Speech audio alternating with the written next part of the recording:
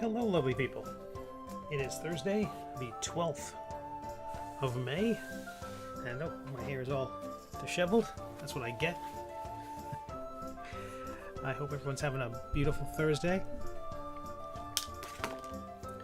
We're still listening to the Kevin MacLeod music.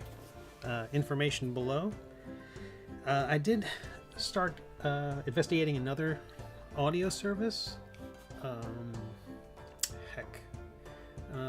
I'll figure out more about them. It just seemed to be that I really wanted to listen to all the music all the way through, so there are a few surprises. But yeah, more to do. Anywho, today we're working on Waddlebottom. We're going to continue basically where we left off. There's a few little tweaks you might have seen since we last left our intrepid feathered hero, where he has legs. He did not have legs on Tuesday. I just kind of added these in very simply. You know, they're kind of stuck together, very super simple. I just wanted to get them in kind of where they needed to be. I don't know if the music's too loud. But I hope everybody's having a beautiful day. I've got my coffee. I've got Nomad Sculpt on an iPad Pro. And this is a character from my webcomic called The Middle Age. So if you haven't checked it out, consider checking it out. Hey, LJ, nice to see you.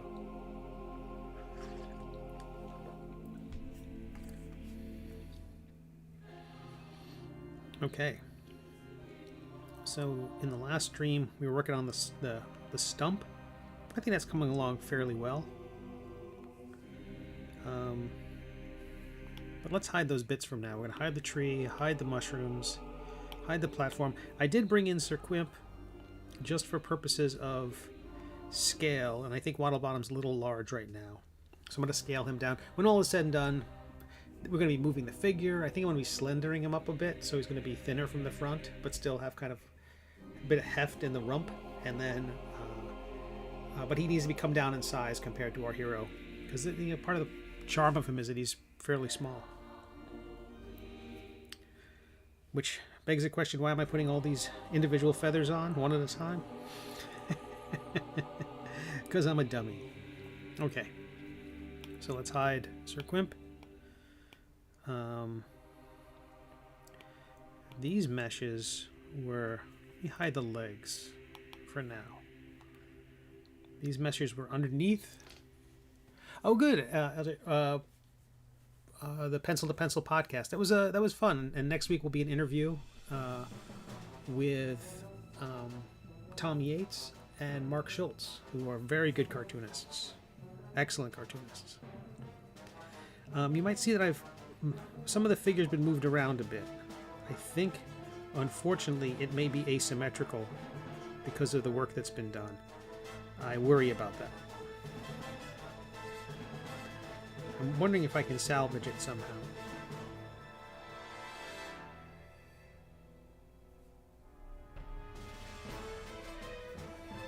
I'm going to test this. I'm going to select the body, duplicate it, and flip it horizontally. And if I'll be able to see pretty quickly what kind of difference there is between the two different yeah, it's quite a bit different.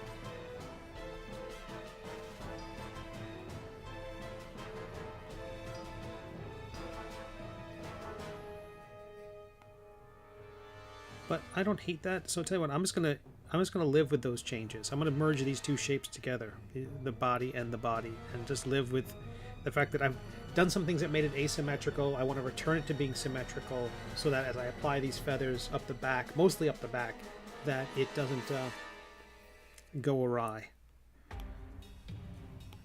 Bring the merge down a little bit. There's something I'm excited to do as well, where I want to, because we talked about how the mesh is shared over the entire model, I want to, I think I have some ideas to how to get more out of the mesh than I would otherwise.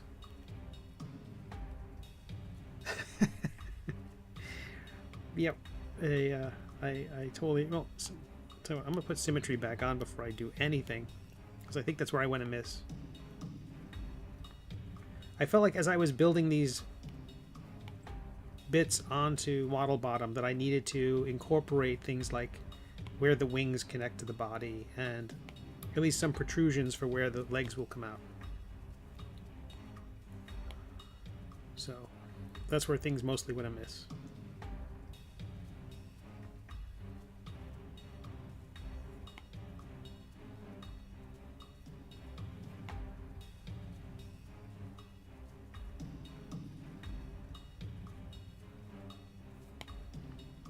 I spent quite a bit of the morning working on the next episode of The Middle Age.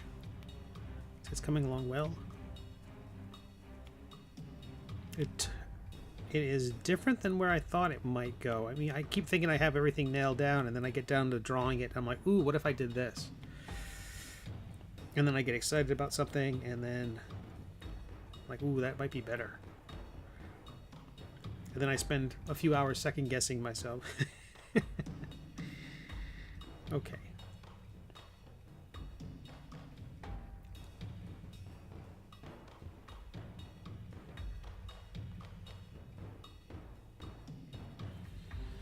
So, I want to build these feathers. I'm going to do something a little different here, I think. So, select mask, symmetry off. And then with the pen tool, front-facing vertex only. That way we're not drawing through the object, just what we need.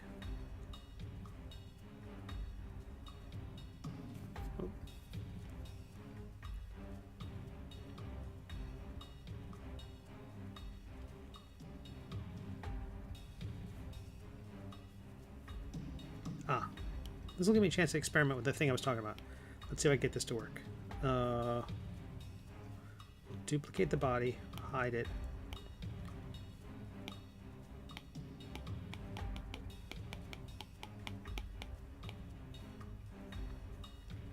Okay, got this. We're going to choose the trim tool. We're going to make sure symmetry is off, looking at it from the back with a rectangle tool, cutting less than half of it away. Now we're going to remesh it. And what that should do is, with that remesh now covering the only half of the figure, it should kind of double our density, right? So with less figure, trying to spread that mesh over a much larger space, shrinking the mesh should provide us with additional... So let's go further than that. Let's go further than that. Okay, trim tool with the line. We don't need any of that.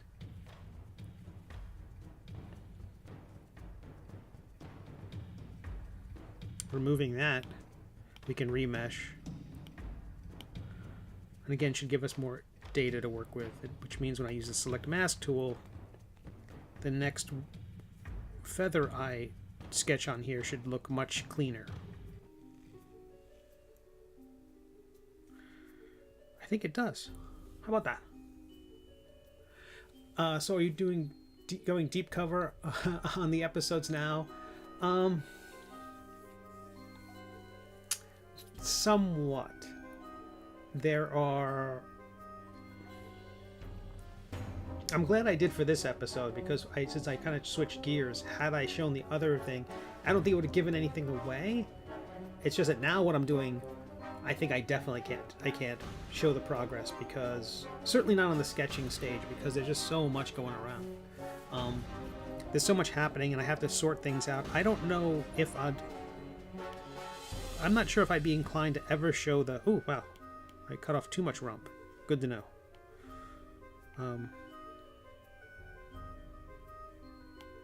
Perfect. So, again, symmetry's off. Front-facing vertex only. Bring this down to 2.5. For some reason, I had a much larger shell thickness. I forget what I was creating that needed that.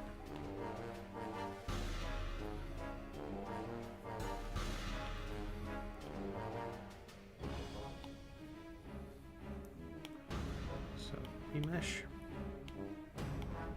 So we're going to add feathers basically along the top half of the body, and the underside I think I'm going to try to use the stamp tool, but in a way that oh my goodness, I need to redo the mesh. I'm going to use the stamp tool in a very subtle way, I think. So it just creates kind of a downy underside of the duck.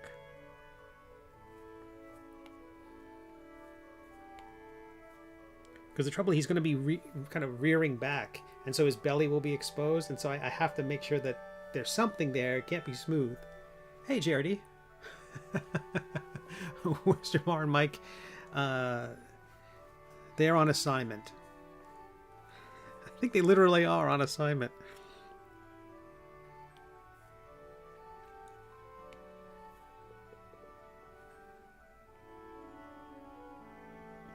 But JRD, I did see that you were announced as a guest of Heroes Con. I'm excited. And one of your co-conspirators will be there as well, which is exciting.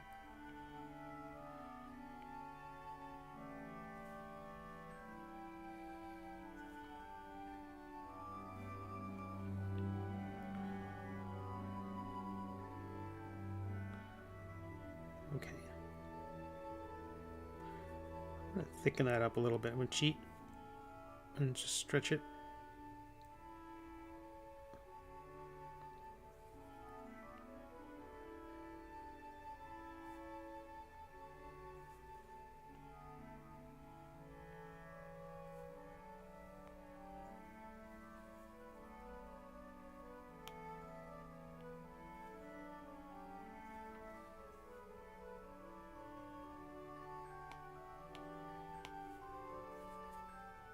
I think that feather might be too small. Let's trash that and start over. I'm gonna be kind of remember how small these figures are.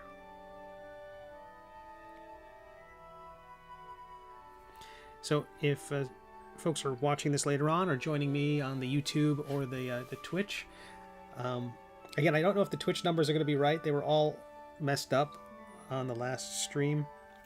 So these are characters that will be turned into D&D size miniatures, like at the 28mm, 32mm size. Quite a bit larger. In fact, this guy's going to stand about 34, 35, but his eye line is kind of than 28, so kind of heroic size, but I just needed to have him a bit larger to accommodate all that stuff, all that detail. So I'm working in Nomad Sculpt on an iPad Pro. And currently I'm working on Waddlebottom, who's a duck character in the story. And the story is completely free to read online. I invite you to check it out. It is at middleagecomic.com, and it's available on WEBTOON, Tapas, and GoComics, and things like that. So I'm going to smooth out the edges of this feather, hitting the solo button. Oh, I'm going to trim off that bit at the end. I went past the part I'd cut out.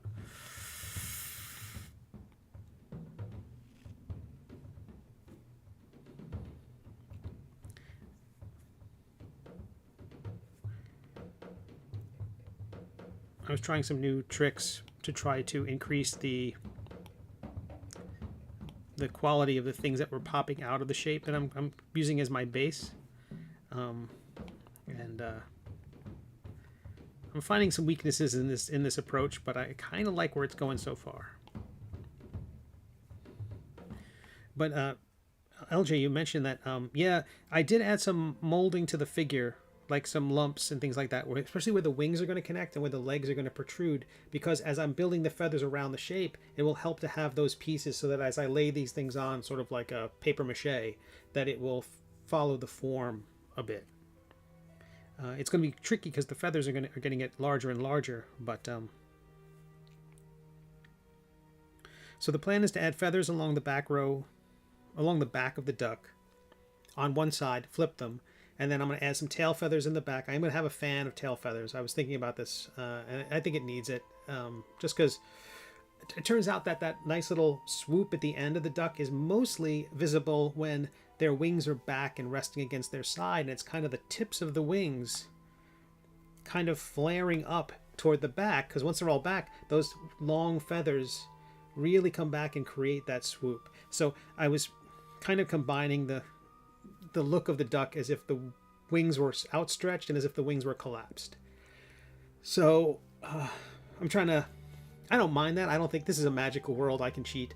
But I think also, the more I was thinking about it, that fan of tail feathers might cover up some additional supports that will give the figure more stability. I think we talked about that early on. The worry was that with, you put the reference back up, with the figure and the wings at the top and the base, this tree trunk at the bottom, there's going to be this central point around the middle where it can just snap in half. And so I have to do everything I can to strengthen that so it doesn't fall apart. And on the last stream, we actually did worked a bit on the tree. So currently there's just half a duck because you only ordered the half duck.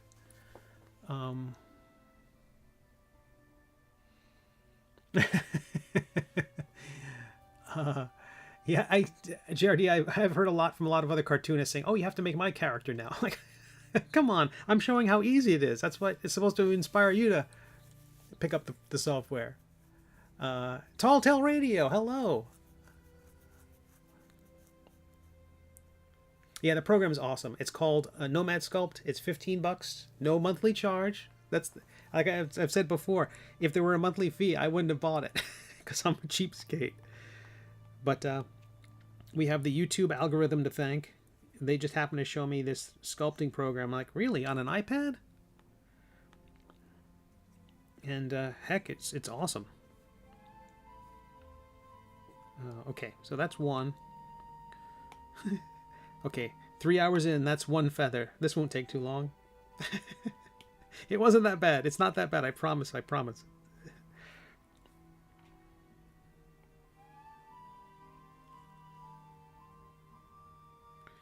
Solo, good. And so we're going to extrude, or extract, excuse me. Then we hit solo, we remesh, we turn off symmetry, and we get the smoothing tool.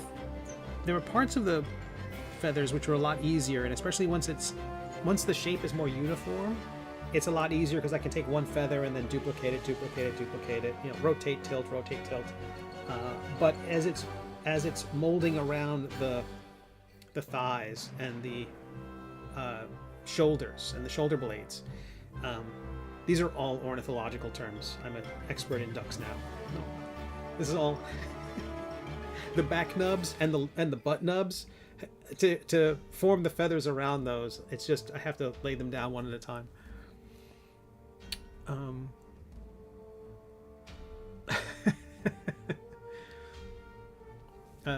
LJ says you could add the map scroll touching the stump. Yeah, I'm thinking that's that, and also flowers. I'm thinking I'm going to add a bunch of flowers to the base of this stump. That way it's not this kind of scary, you know, lightning struck tree stump, but actually has like foliage and things on it that will make sure I just rotate it. Things that will make it look prettier and friendlier.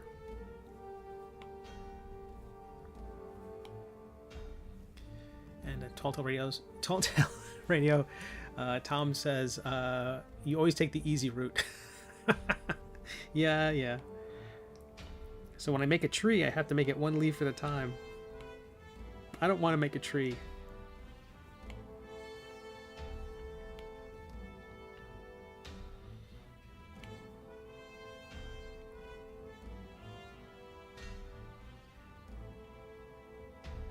I do like this music though. It's very appropriate for the kind of the slog of assembling this.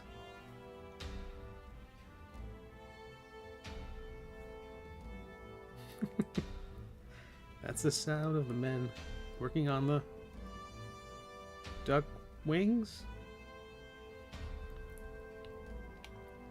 All right.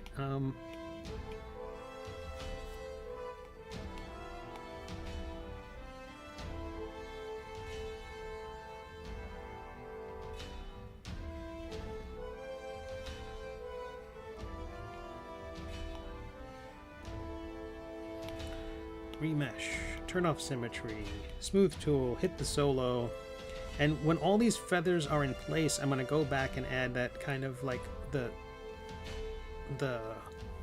the structure of the feather, like this kind of the spine of it, and those little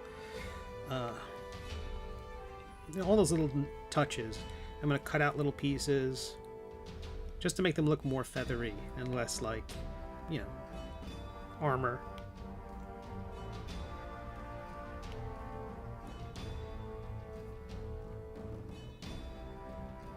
But the last stream was fantastic. Big thanks to Steve Sketches, who rated us with like 75 people. That was fantastic. I think I'd been joking about, you know, we're just going to keep streaming until we're rated by hundreds of people, and then just a huge group of people showed up. That was really sweet.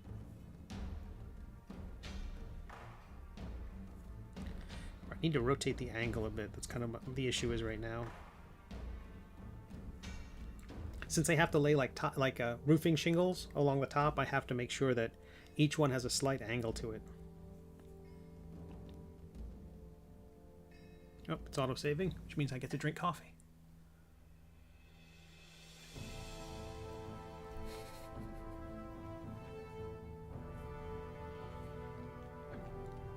But I will have sample figures at Heroes Con. I'm getting a larger sculpture made of Sir Quimp. And I might be able to get larger figures, larger models of the other figures as well, so I can have them on display. I found that the figures did bring people over at the last convention I did. And the Kickstarter should well be underway by then. So it'd be nice to show people what they'd be getting. Or at least a version of it. I would hope to get the... I'm going to tuck this feather under that. Wait, am I doing that right? Yeah, I gotta tuck that feather under. So I'm gonna use a drag tool.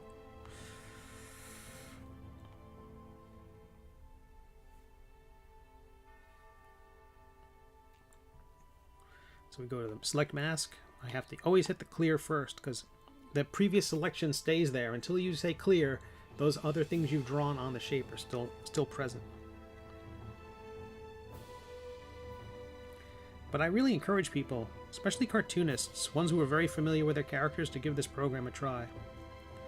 They're not a sponsor. I'm just like so jazzed about this.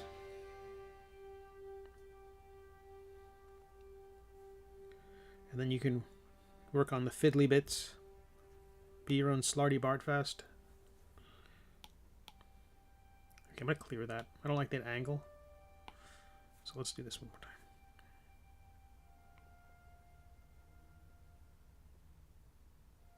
Oh, look at that. Okay, so we extract, remesh, turn off symmetry, smooth, solo, and we're back. All of these things are going to get merged together in the end. I don't have to be concerned about this kind of end of the feather. It's really just the tip of the feather, because that's the part that's going to stick out.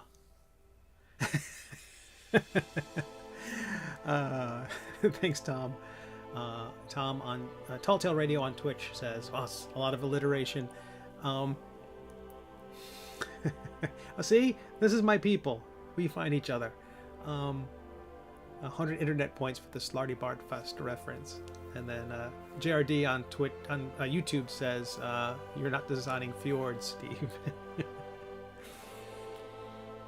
It feels like I am.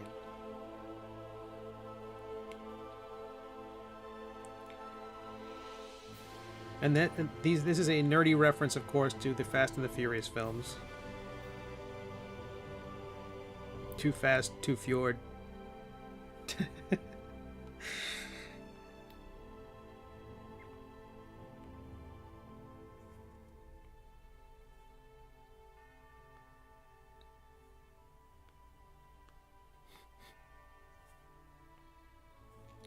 So when you're moving these things, the objects in Nomad Sculpt, there is the center of the, I don't know, there's no real way for me to, I can't highlight it.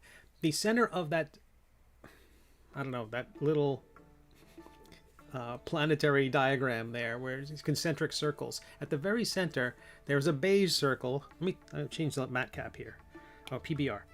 Inside the center of those circles, there's the outer ring. If you grab that outside beige ring, you can scale the object. The interior ring is all about the rotation of the thing.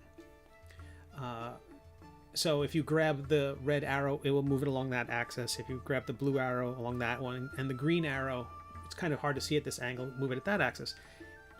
The very center, there's a beige dot. If you can grab that, and it sometimes can be challenging, that will let you move it along the plane of the camera. So whatever angle you're looking at the screen, it will move along that axis. And that's why often I'm trying to move my camera in a way that lets me move things. So I don't have to worry about the X, Y, and Z. I just have to worry about my viewpoint. So that's why I'm switching my vantage point around. So in this case, I can't quite see the thing, but I'm grabbing the gray outer circle. Not outer circle, sorry, inner ring, that little gray part of the inner ring, and I'm rotating the thing slightly. Or maybe more than slightly.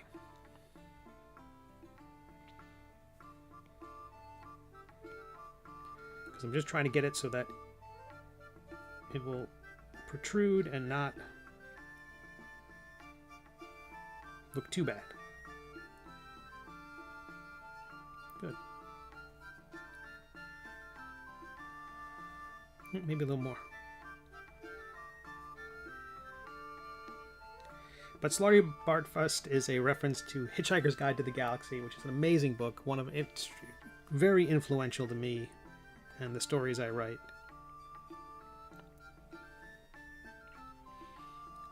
It's written by Douglas Adams, massive influence on a lot of silly writers. Now this feather, you see, it gets tucked in. I don't mind that. No one's going to see that, so I don't have to be that concerned. And you won't tell anyone, will you? Please don't tell anyone. Yeah, I like the model, but I could tell underneath it that feather. Quite a bit of hack work from that Conley guy. So again, I'm going to remesh it. Use the smooth tool to smooth out the visible end. Again, it doesn't have to be perfect. This is a very, very small thing. Then I'm going to find an angle, even though I'm fighting everything to see. Grab the gizmo tool and rotate it out slightly.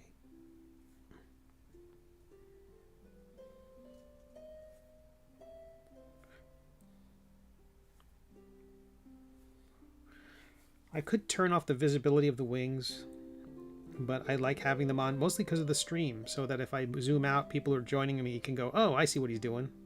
He's not making an avocado.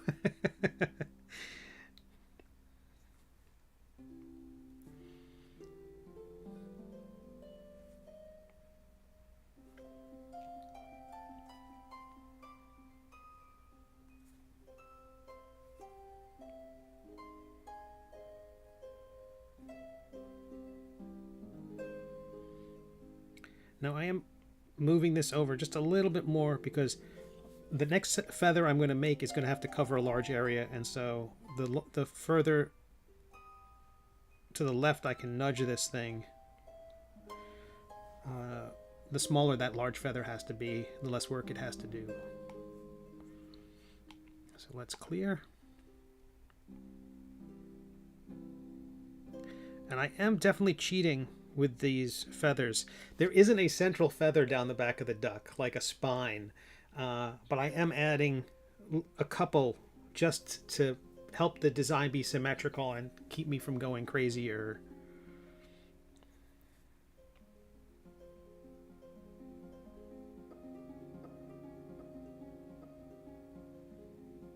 Oh, heavens, I had the wrong thing selected. And that is a nice thing about this program. If you don't have a specific object selected, you can't edit it. So it's kind of like, well, if you can't accidentally draw on the wrong thing, you can accidentally move the wrong thing.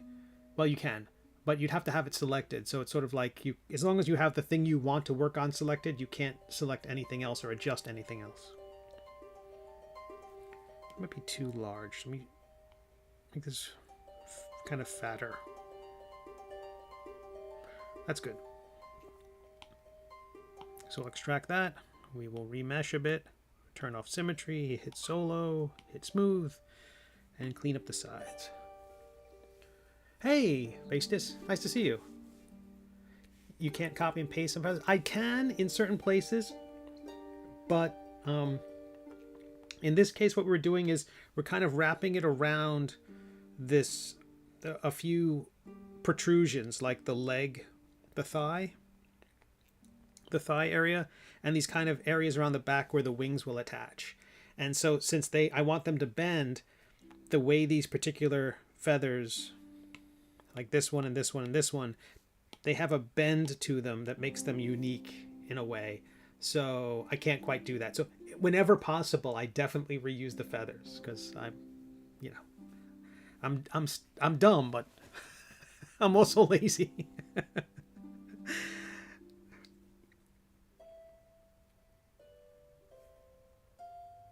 My laziness helps me from being too dumb.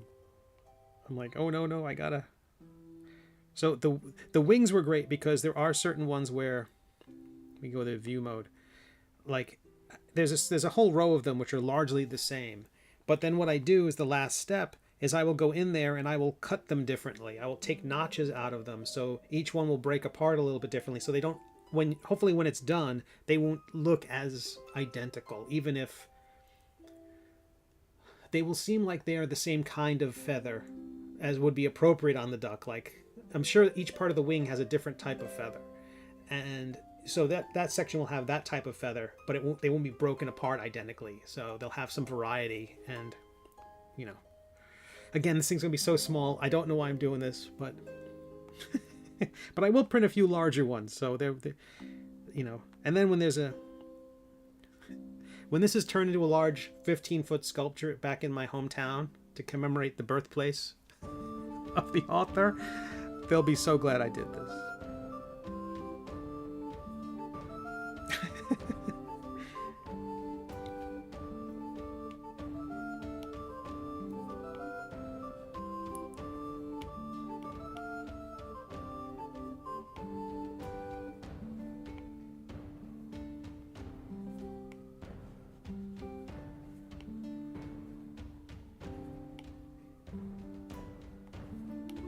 Okay.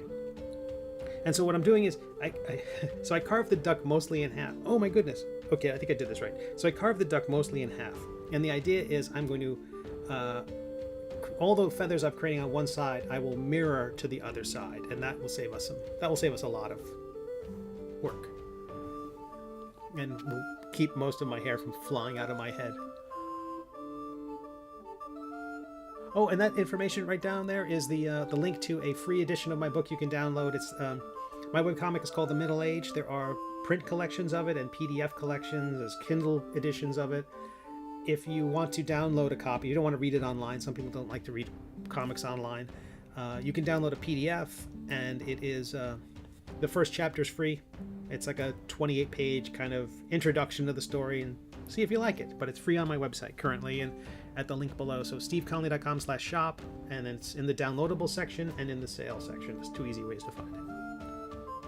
But if you just want to read the comic online and you don't mind reading it on your phone or your browser, you can check out, or your tablet, it's middleagecomic.com, and then if you search for the Middle Age at Tapas, GoComics, and WEBTOONs, you can read it there as well. Okay, so I don't hate this. So ducks have very light, small feathers along their belly, and so I'm going to try to use a stamp tool for those at the end, but let me draw on the figure here a little bit. Grab the paintbrush, and we'll grab this purple color, lower the intensity a smidge and the brush size, but along this area I want to have heavier feathers, which I will then add a few more on top to connect the wings. And in the underside, I'm going to build up kind of a downier, it'll still have a texture to it. There'll be smaller feathers, but I've built a very small feather stamp, which does not look good at a large size. It just doesn't. I've tried it. It looks pixelated and blech. But I think I've got a way that I can make it look less blech on the tummy, especially if I make them small and then smooth them out. So hopefully it'll look downy without being, you know, I don't want to create a million tiny little feathers and be moving them around and going crazy. Okay, so I'm going to mirror these right now so I don't lose track of where I am. Mirroring right to left. Yes, please. And this is one of the reasons why the figure has to stay center of the universe and symmetrical. When I'm done at the end, I can merge pieces together and then mush them and move them and bend them. But until this whole thing is built, everything's got to be right in the middle of the universe.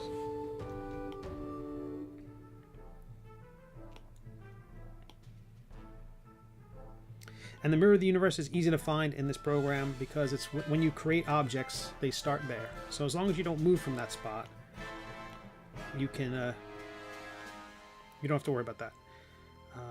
I was worried about this, the overlap of that, so I am going to keep overlapping them, and then the last thing I will... Oh no, wait, I can't do that. When you mirror something and it overlaps, it fuses. So, but you can duplicate an object and then flip it, and then they remain independent objects. I can show you what the plan is here. I duplicate that shape, then I flip it, which again is different than mirroring it. I know. I've only been using this program for 4 or 5 months, and it's you get used to it. You know, if you use Photoshop, this is no less complicated, and it's certainly not more complicated than Photoshop. The difference with this program is you'll want to use all of it, unlike Photoshop where you'll be like, lab color? What do I need lab color for? And then your digital imaging friends will be like, well, you need it for this, this, this, and this. And you're like, I don't know who you are. I don't know what you're speaking. So the idea is each one of these feathers, I'm going to have them overlapping so that as they mirror, one will be on top, and as it goes up, they'll keep flipping back and forth, and I hope that will look good. And I think it'll be nice because it won't be completely, you know, mirror imaged. Hey, DEG. Nice to see you. I'm pretty new to this whole Nomad Sculpt thing, and to Twitch and Earth. I'm pretty new to this whole living on your planet thing. Thank you for being here. There are warrior maidens who are traveling the world of Elden Ring? Is there a name of the world in Elden Ring? But they are murdering monsters and fighting demons, and there are explosions and all sorts of wonderful things. And here I am with a duck butt, and you're here. Okay. So this feather is gonna... It'll be larger.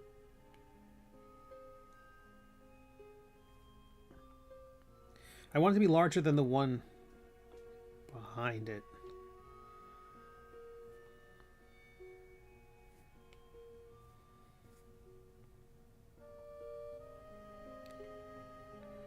But I'd love to see if other people could get into this program too. I think what happens is once you start with the symmetry tool, you bring up a sphere and you start laying in... Let me show you. Let me show you real quickly. This is why you should love this program. Let me save it before I get too far. First of all, it's great for making monsters, because if the first few things you make might look a little monstrous. We'll start there. But you create a sphere. Let's get it out of the way. We're going to make it larger. Turn off our reference. Validate it. Basically, everything that comes in, every new thing you create is a primitive, which has fewer actual facets. It's much easier to work with. Anyway, you've got the clay tool. And the clay tool, symmetry is turned on to begin with. So you put in the brow of your character. Let's remesh it so it has a little more to work with. Come on. Let's subtract a little bit. We'll dig in eye holes. We'll turn the positive on. We'll put a nose in for a character.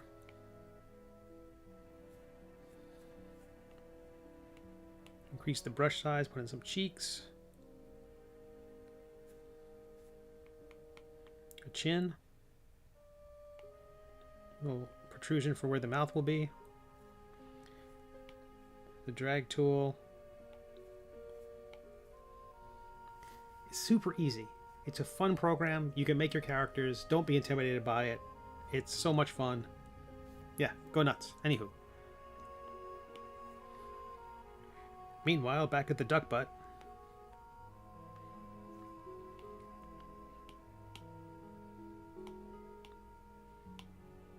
And you seriously could be doing that within minutes. You download the program, you just dive right in. It's so great.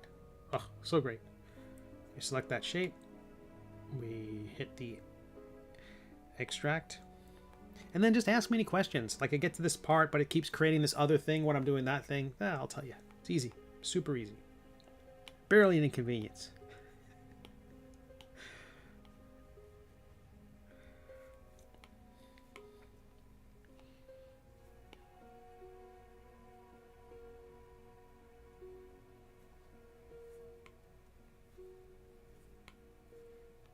Okay.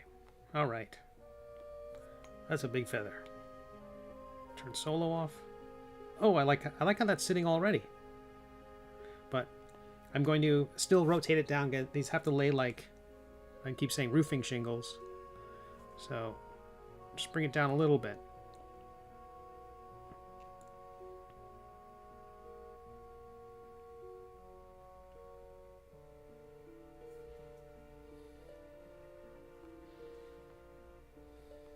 Man, I like that. Okay, so do another one. Select mask, clear the mask of the clearing our previous mask. Pitch meeting guy. Yeah, exactly. Yeah, he's great. That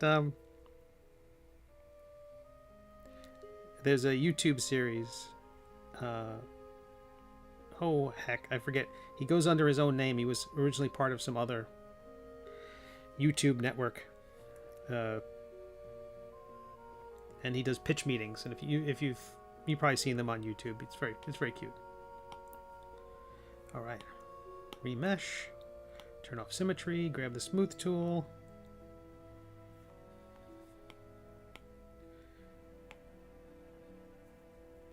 So even if you have the solo button selected, the original thing that you're extruding from and the new extrusion remain visible, even though at this point the body is no longer the main thing you were extruding from is no longer selected. The program is merciful in that it doesn't immediately hide the thing, so you get to see how it would fit onto the object. So then you then have to click solo off in order to see everything else again.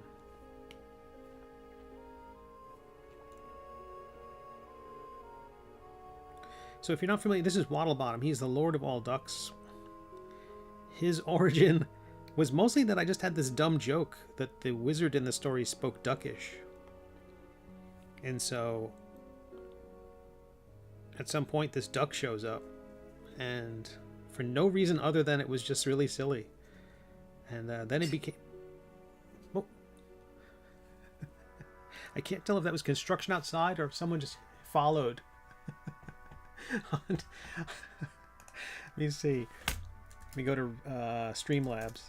I heard a large metallic sound. There was a huge pipe burst outside my home yesterday, so I had no water. Oh, don't make me... Oh, that's the wrong program. Everything I use online, I have like 15 different providers to do one thing. Dashboard. Where are we? Recent events. Neil! Hello, that is you. That was the sound that was missing. Let me see it. I'll create that earthquake again so I can hear it. Nice to see you.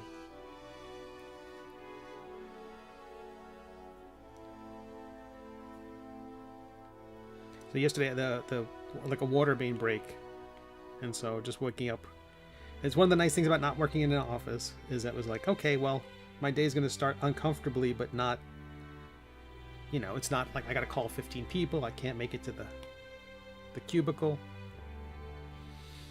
Okay, select mask. We're going to clear. Let's do this again.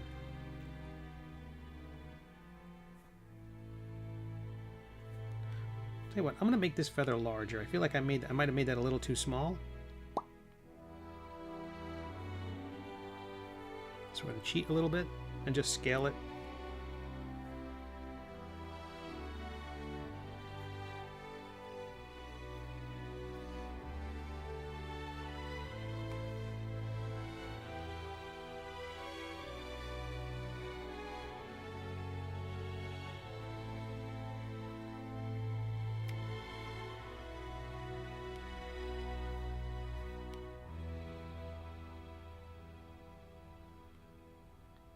I had a great conversation with the model manufacturer, the mini manufacturer, and I think it's going to turn out great. I have a great deal of confidence in them.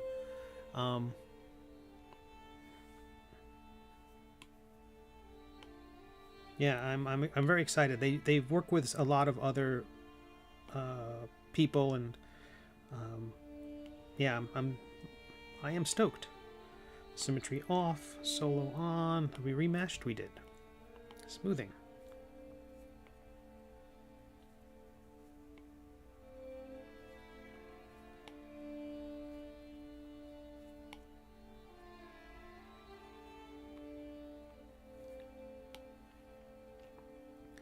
So I am in the podcasting world, sort of, kind of now. There's the Pencil to Pencil podcast, which is Jamar Nicholas and Mike Manley. Mike Manley's a comic book artist and a comic strip artist. Basically, he's done storyboards for all sorts of things like Samurai Jack and just tons of stuff. He's been working in the business for ages and tremendously talented. Most notable in the comic book world for having been the artist of Darkhawk. Darkhawk? I think that's right. And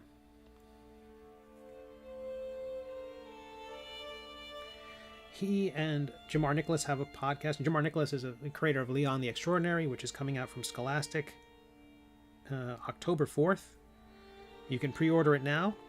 And the two gentlemen have had a podcast with their with Brett Blevins, who oh, I didn't mean to remesh that.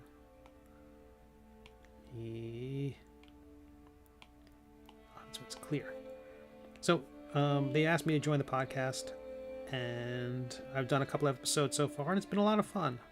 And this week we're going to be talking to Thomas Yates and Mark Schultz. These are two artists who are working on the Prince Valiant comic, the legendary Prince Valiant comic strip. So it appears on Sunday in Sunday newspapers around the world still.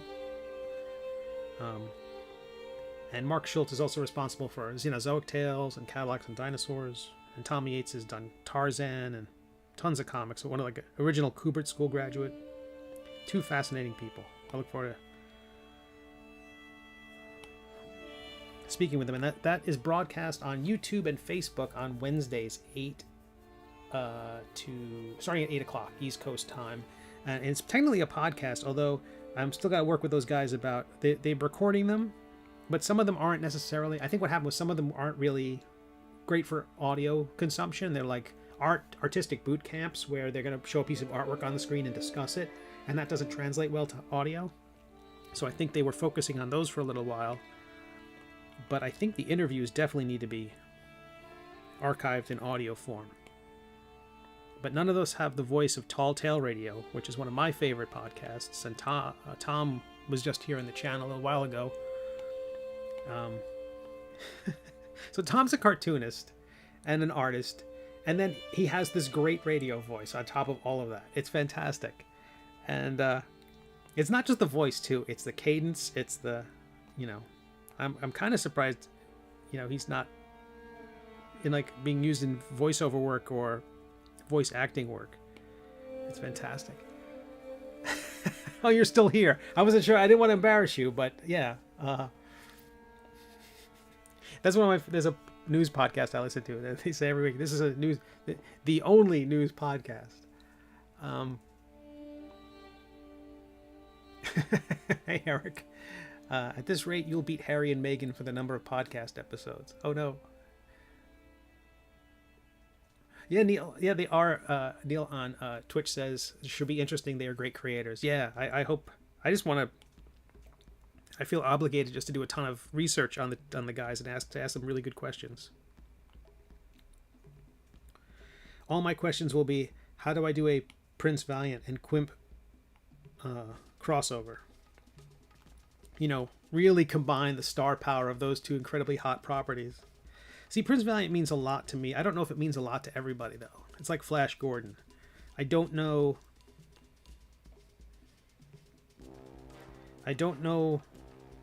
if it's just a thing of the past. It's just stuff for fogies. And those fogey adjacent. Okay, I'm going to cheat. I said that this feather did not need to pop out over the... that I didn't care. And here I am caring. So two things I can do. I can pop the feather out. Or I can recess the duck. I'm going to pop the feather out because the duck is in halves. Can I do this as mirroring on? Symmetry's on. Oof, this could be bad.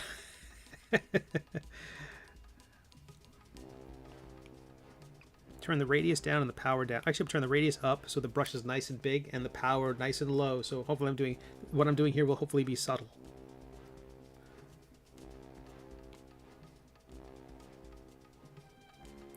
Oh, symmetry was not on. I'm making sure that's on because I want it to affect the other side that I've... See how both of them are moving? Look, we've got bunny ears. See, I told you this program was easy.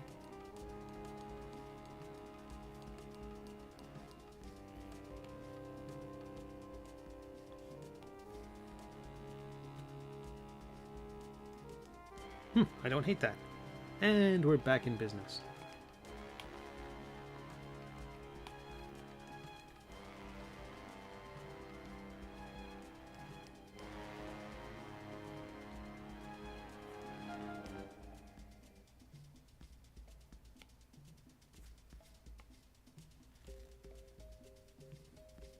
Okay.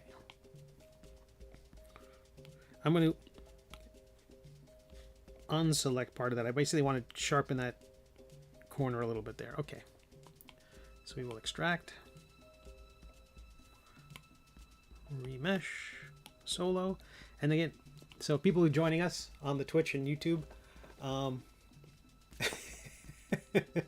duckish. You're I do like ducking innuendo.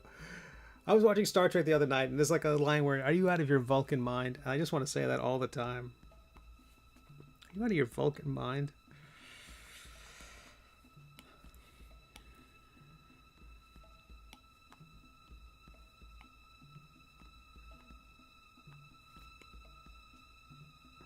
So the first episode of Strange New Worlds is now free to watch. I don't know if they force you to download the app or whatever for Paramount Plus.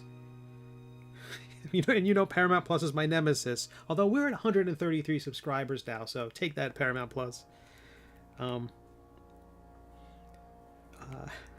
But Strange New Worlds is fantastic. No spoilers, never any spoilers. I will just say that I'm enjoying the heck out of it.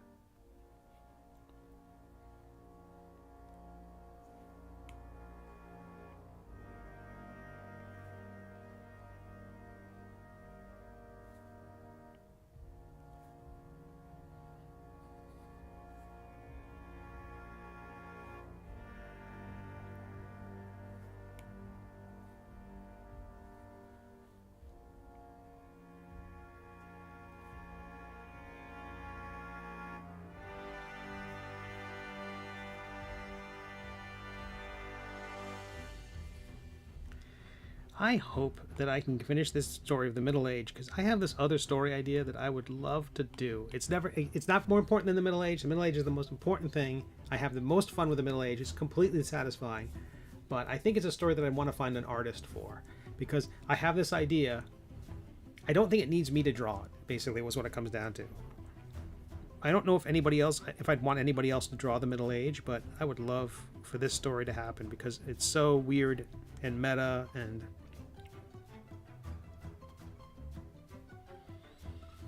So I guess I need to talk to a publisher who has an artist, and an artist who's desperate.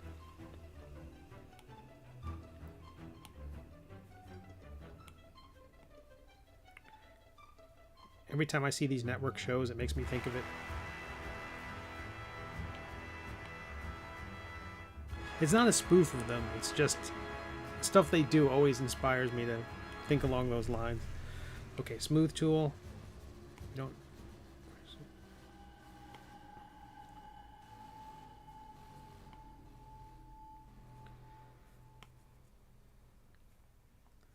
But currently the plan is at the end of this month we're going to do the Kickstarter for the minis. I'm working on extra goodies for it now. I'm trying to sweeten the pot so that everybody who supports it, who's unfamiliar with the Middle Age, can get a copy of one of the past books, digital or otherwise. Like, everyone who backs it will get a copy of the Middle Age. That way, I'm hoping people who just want the figures will just go, oh, and what is this comic? And hopefully, you know, discover the story. But just creating things like character sheets for each of the characters, and I'm having fun creating illustrations based on the minis. Okay, so it's like the film adaptation. It's a novelization of the film adapted from the novel. So I'm doing an illustration based on the 3D models based on the characters from the story. Hey Marcus, nice to see you. Marcus with the greatest entrance of all time.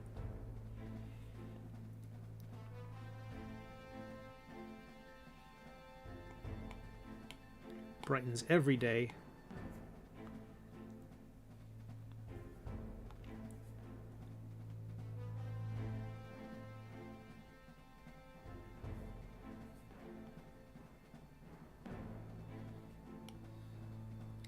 You can't quite tell by looking at it, but we're actually getting close to wrapping up these back feathers. In terms of the general... I think that kind of looks like a rump right there. I don't really know if... people entering this channel at this moment are going to think, I'm not doing a thigh tattoo right there. I need to change the lighting is what it comes down to. There we go. Now it looks like my skin.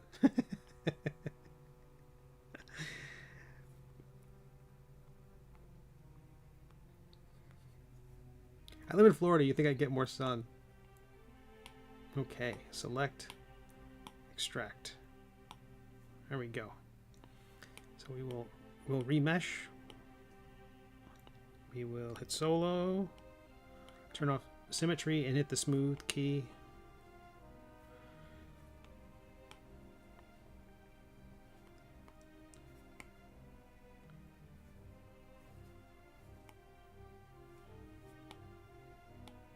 Yeah, the trouble is any of these other views is really hard to see imperfections in the model. There's something about this particular matte cap, this kind of environmental lighting. It just makes it so much easier to understand. Like, all the little errors and little glitches become clearer.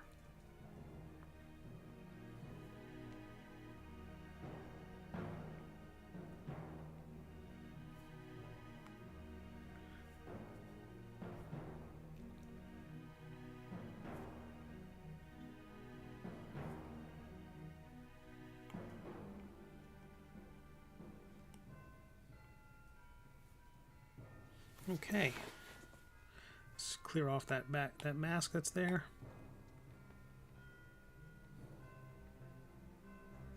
And we're going to mirror these things across the way. So right to left. That puts it on the other side. So I'm building it on one side of the figure and it'll flop over and add it to the other.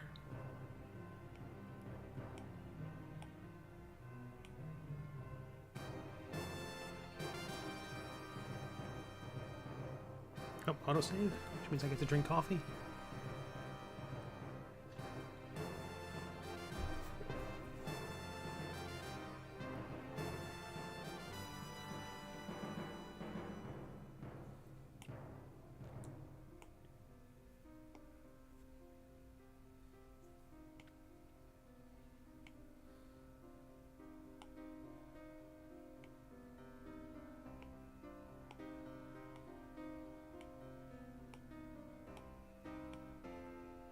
So again, the ones where these,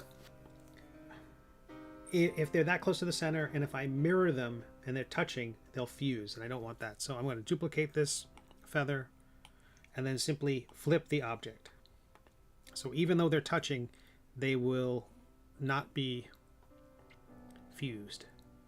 So using the move tool, I'm just going to bring that feather up and bring this one down a little bit. So that's how they'll overlap. So one will be on top and the next one will be, so they'll alternate which one's on top. I should be able to do that with these as well. Oh no, those are connected and mirrored in some fashion. So I need to wait. I wonder if I turn symmetry off. Oh, that'll do it. Good to know. Well, I'll do that later on once I break these pieces apart. Okay, we're getting there. So we're going to finish the feathers up the duck's back, add tail feathers, and then I'm going to attempt to create kind of a downy texture on the front of the duck. And after that, we're getting there. We are getting there.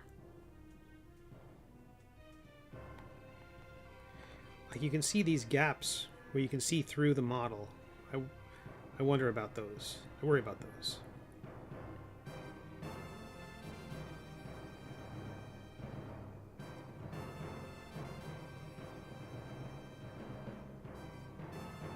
Well, we'll worry about those at the end.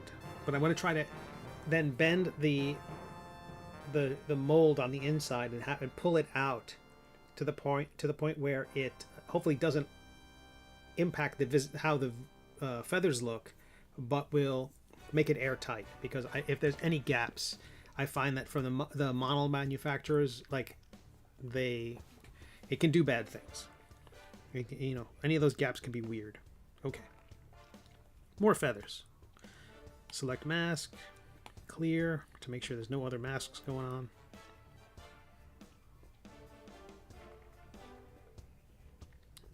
I had the unmask tool selected, and what's going to happen is this next row is going to be a very long feathers, and they're going to get smaller as they get closer to the neck. They're going to taper a bit.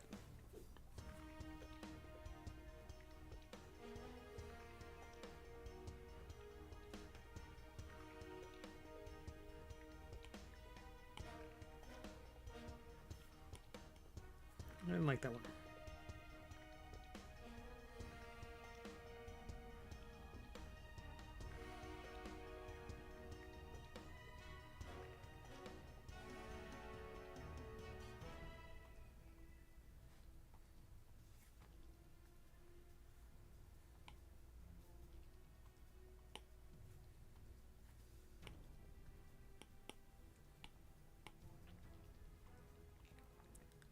And if you're new to this channel, those models that are in the bottom right corner, they are some of the other ones we've made in this series. Those are the first 4. And this is the 5th one. This one is Lord Waddlebottom.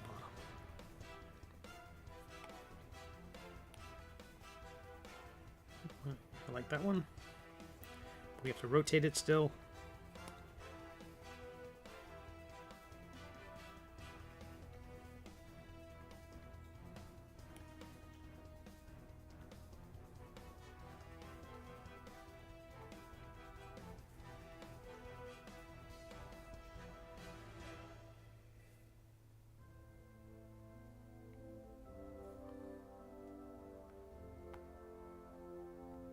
Cool. Next one.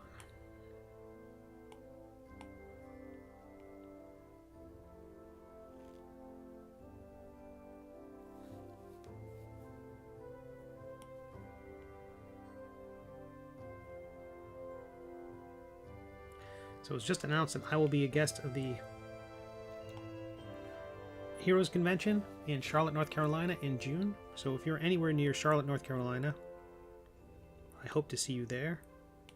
I think we talked about it here before, that I knew that I was going to be going, but they hadn't quite announced it yet. So they announced it just this week. Very exciting.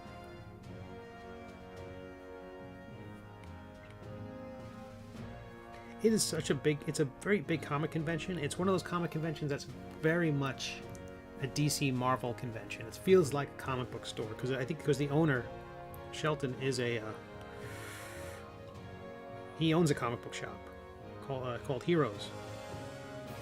The Heroes Aren't Hard to Find is the name of his shop. And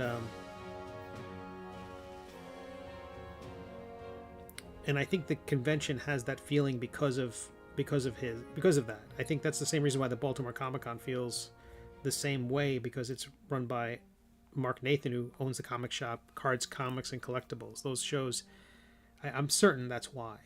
These are people who are very familiar with comic books. You know, they loved comics as a kid, and that's why that's why they're doing comic conventions. That's why they have a comic book store. So it's always interesting to go there, given that I do webcomics, you know, and people don't know who I am. And for a little while, I was drawing Star Trek for IDW. I did an Adventure Time cover or two. A few people knew who I was from those things. And it's always fun because there's always somebody who comes up with one of those to sign. And it's like, oh, I haven't seen it in 20 years. But it's kind of fun to go there and say, oh, yeah, here's this thing you've never heard of. I do this comic that you're completely unfamiliar with. It seems to be that was falling apart way too quickly. I'm going to make sure the remesh is on. And make sure symmetry's off. The edges of that feather were kind of collapsing way too quickly, almost like disintegrating, so had to undo that. But I really love that show. The people there are very friendly. It's a great crowd. It is an uphill battle as someone who's creating something new. You know, people go there and they're like, there's all these cartoonists, incredibly famous cartoonists, especially in the comic book world. And so by the time their diehard fans find my table, they're usually out of money. So that is the plus side. I get to say, hey, it's free to read online. You don't have to spend any money. Just go read it.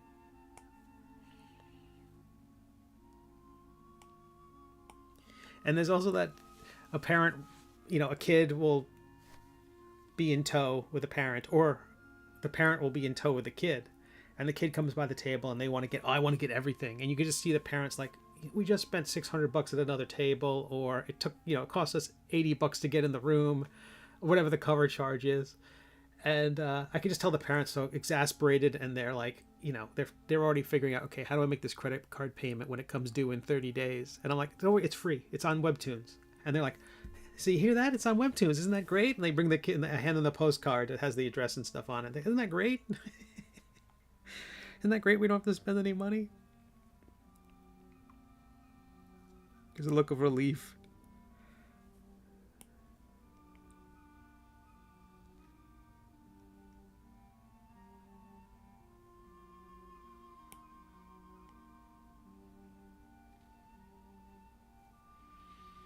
I feel like that feather needs to be stretched a bit.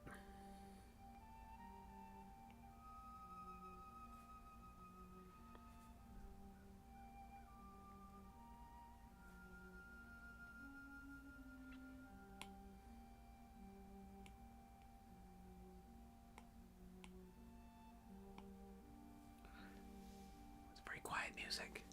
This is the ASMR portion of our broadcast. So the new music I was looking at was from a service called StreamTunes, STREEM, and they have playlists you can download. And allegedly, all the music is free to use, but from streamers. They have a variety of genres. They don't have a fantasy genre or an adventure genre. They have like lo-fi and synth, and I do think they've got like a crafting one or something like that. I listened to a few of them and they were a little heavy. But they also have their website just basically links to here are the songs we've created. They're completely rights free to use. And here's the Google Drive to download them all. And I'm like, and then I get into that. I start digging into it. And it's like file after file. It's just enormous. Like, I don't know where to begin. So I'm like, well, I will worry about that later. I've got a duck to draw. So because of that, we're still listening to Kevin MacLeod music.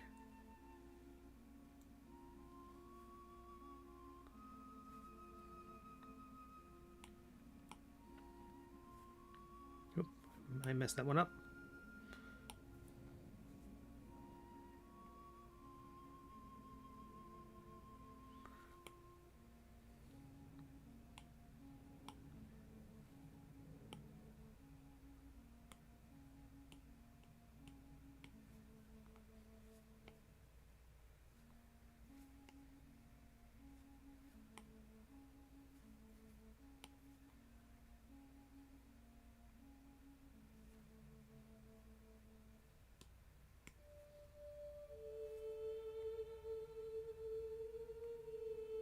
I swear there's still music in the background. It's just very light.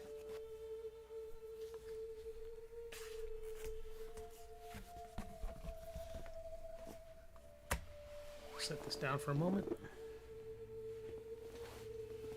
Hey, Max. Max Powers Comic, everybody.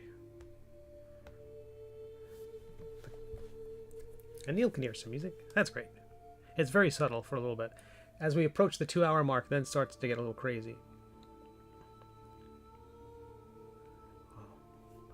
We are still working on feathers, Max, but we're in the home stretch. They're getting smaller. They're moving up the back. This one is actually a little. This feather's a little large, but I think the top of it will be covered, so I don't mind if it's a little misshapen at the moment.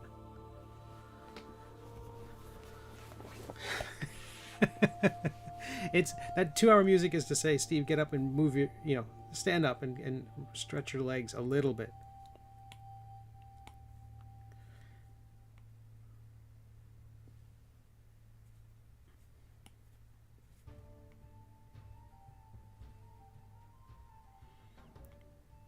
And I hope you're working on something. If you're working on any artwork and you'd like to share it with folks, there is the Discord channel, the Discord server, excuse me. I'm pretty new to this Discord thing. There's a link. The Discord is technically known as the easy to remember Department of Cosmological Chicanery and Metaphysical what have you. So easy to remember. So, oh, DG. I think DG is going to say something about my advanced years, my dotage. Dotage is a great word. I only got to be this old so I could use the word dotage.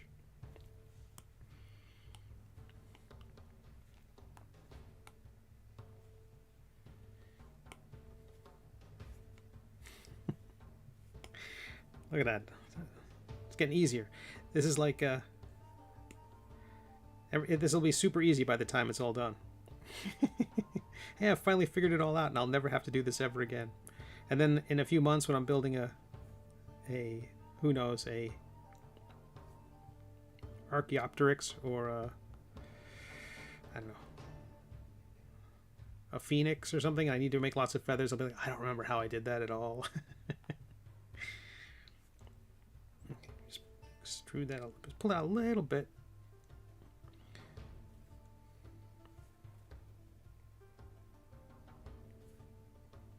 Oh, that was a mistake. Just being off on the camera angle a little bit, and the element you're working on can just be in a different zip code.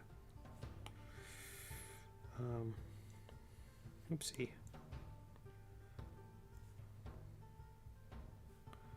Straight above.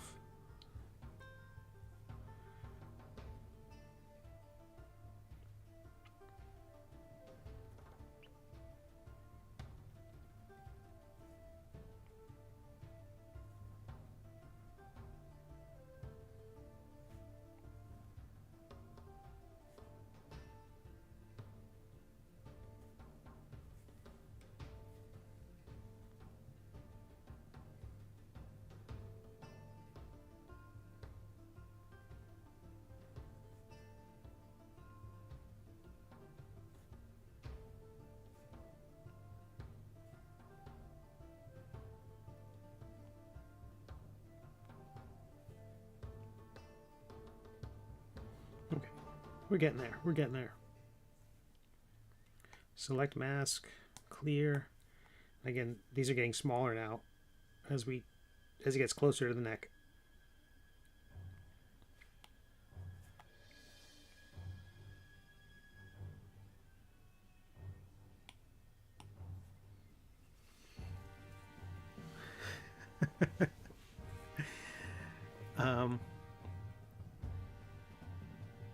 Easy to find among a set of other Discord channels. Didn't see notifications. Yeah, I've tried not to use the @everyone thing on Discord too much. I didn't know if it's right to use it for things like a new Pencil to Pencil episode. I think that might be the thing where, hey, I'm gonna go live. Hey, I'm gonna do this. There's somebody outside blasting music, which you'd think in Florida there would be more of that, but thankfully no. We're gonna get a content strike on YouTube from secondhand audio.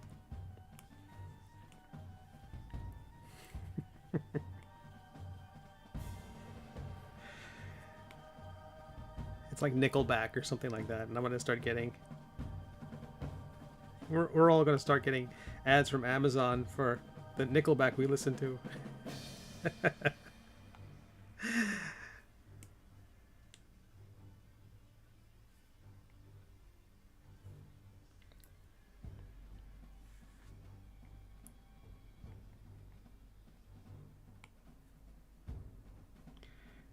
Yeah, it was an awful song, and the person it sounded like they were actually waiting for the song to end. I'm trying to turn off my truck until I get to the end of this Nickelback song.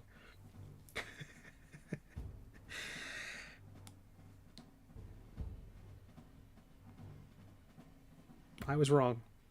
There's more.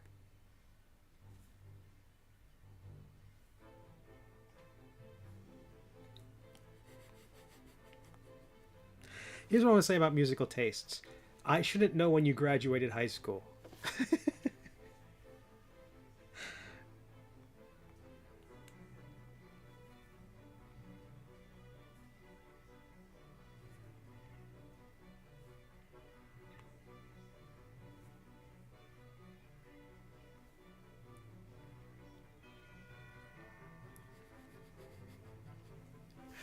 Turn my music up.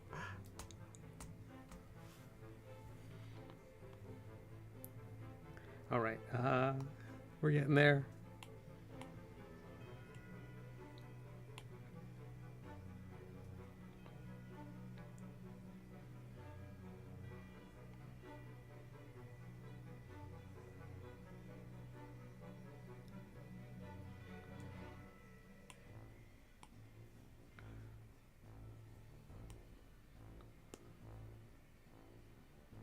Turn off symmetry, use the smooth tool, solo.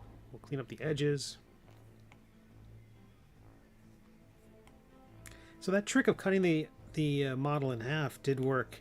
It did let me create smoother extrusions because I could increase the mesh of the larger element. So that's exactly what I'm going to be using on the front of the duck as well when I try to do that kind of downy tummy.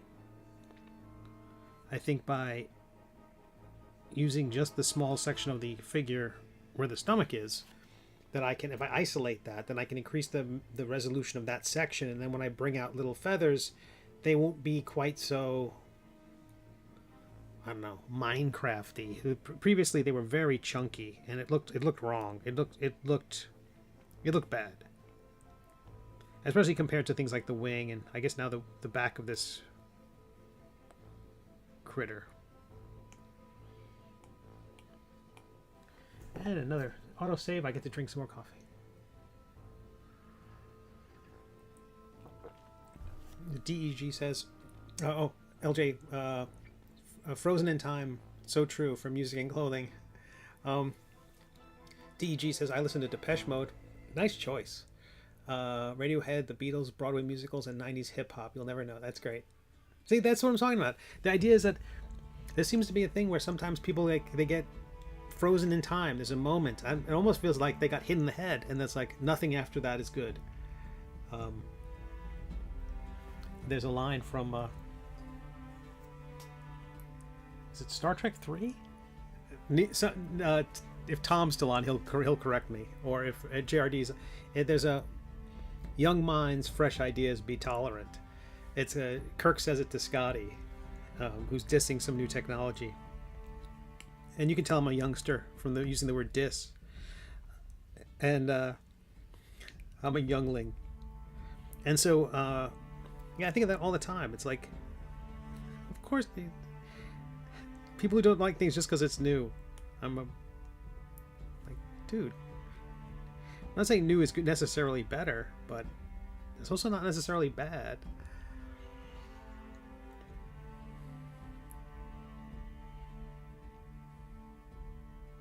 Or I'm wrong. I'm wrong a lot. As all my past streams will indicate. Okay. I think you have to flip that. Boy, we're coming along. This thing's zipping. Mirroring right to left. Yep.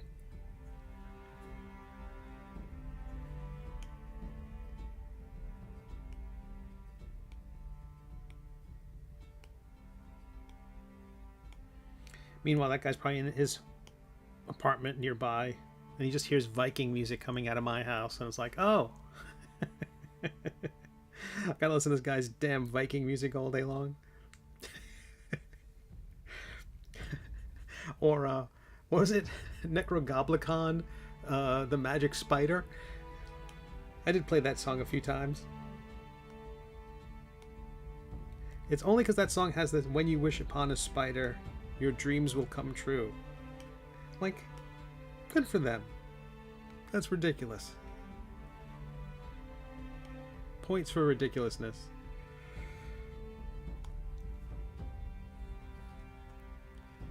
Man, look at that. This almost looks like it was created with intent. Okay, where is that? Oh, it's at the bottom. Are they both? They are. Hot dog. I can slide this down just a little bit. Raise it up a little bit.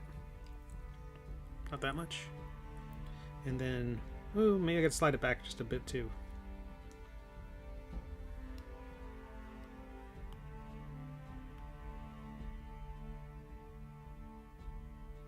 Well, for all I know, that also could be the work of, there might be folks out there who have to repair the street after the pipe burst yesterday morning. So for all I know, they're over there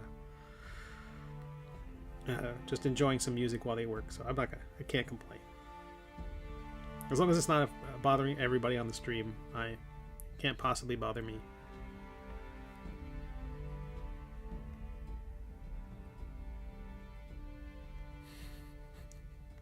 I also can't go out there. I'll have you know I'm making duck feathers. My cats are trying to sleep. All right, we're going to save the file before it crashes and I lose it all. Star Trek 3, The Search for Neil comes to the rescue. Come, Mr. Scott. Young minds, fresh ideas, be tolerant. Yep. I love that. Love that.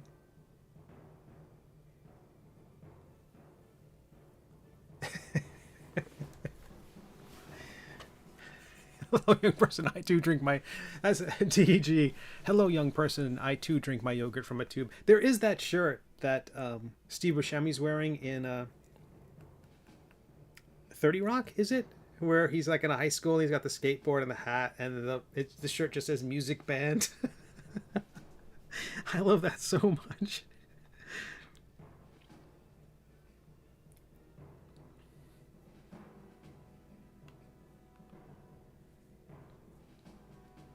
Okay, so these feathers have to be smaller. You know. How are we doing on time? 5:30. Oh, this is great. Oops. It's got to be lower so it creates a kind of... Because I want them to create kind of a canopy over the area underneath. I don't know how this is all going to come together. Oh, but it will. By Grabthar's hammer, it will.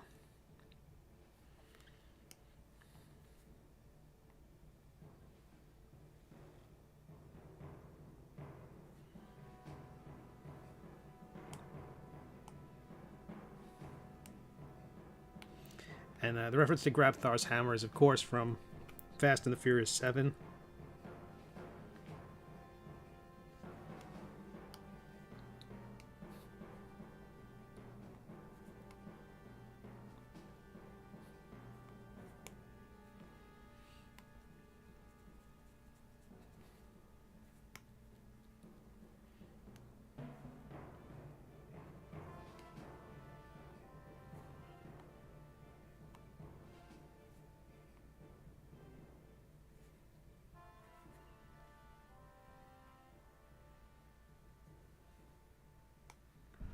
Okay.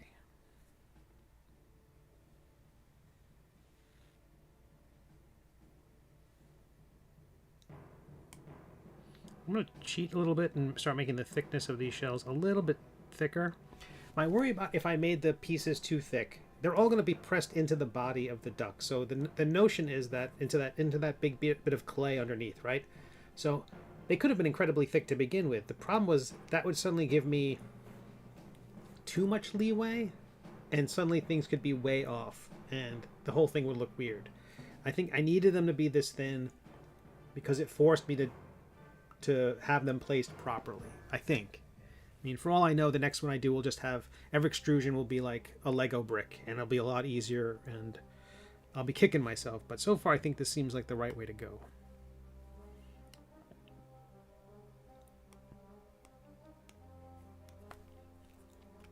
So just by increasing the thickness a little bit, should give me a little more.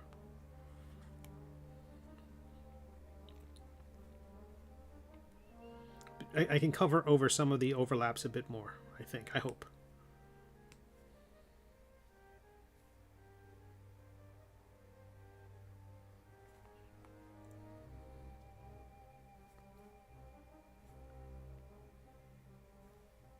Oops.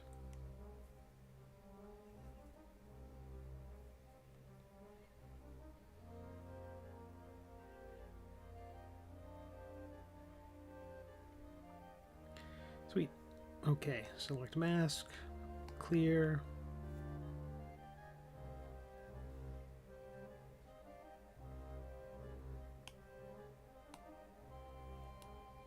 Remesh, symmetry, solo, smooth.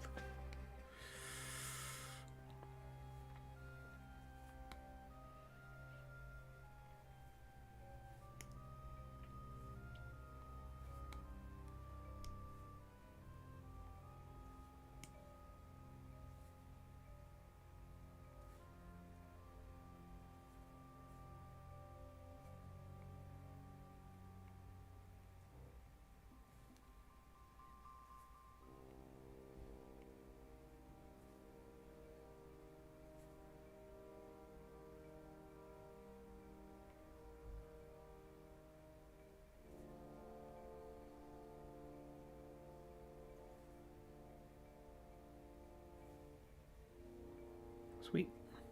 Another one down.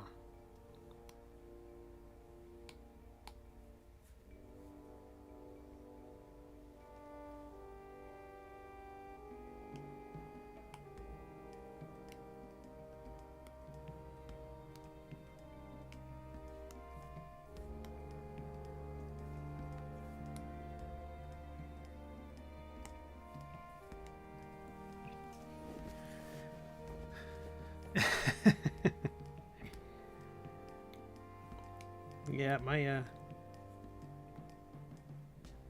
head is mush at the moment, but just getting into just whenever I'm into this deep into something this procedural, it's like anything I do to keep my my mind active.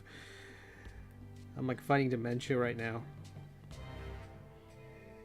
This is so challenging sometimes to.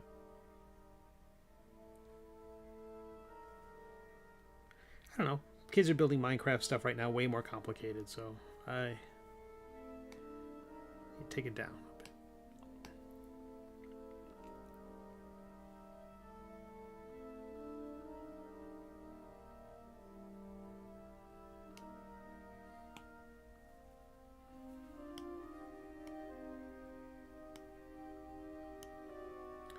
Symmetry, solo, smooth.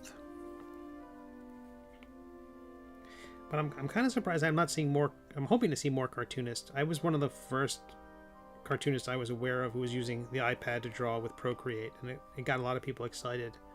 I'm hoping in short order we'll see a lot more cartoonists modeling their stuff.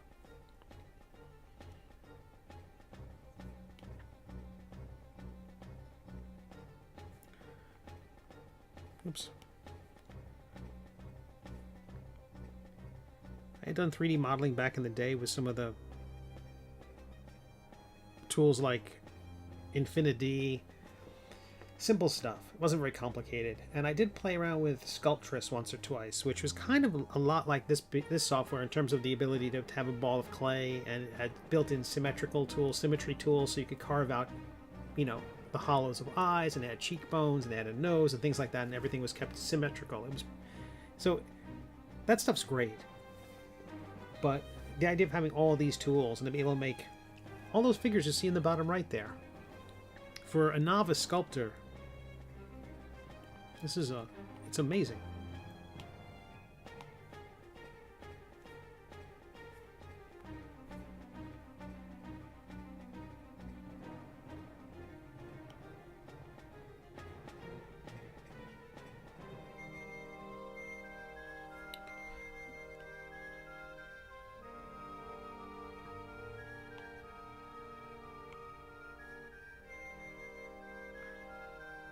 It's got a little notch there. I want to fix that. I'm not sure if that would be a big deal, but might as well stay ahead of it, so it doesn't cause a problem later.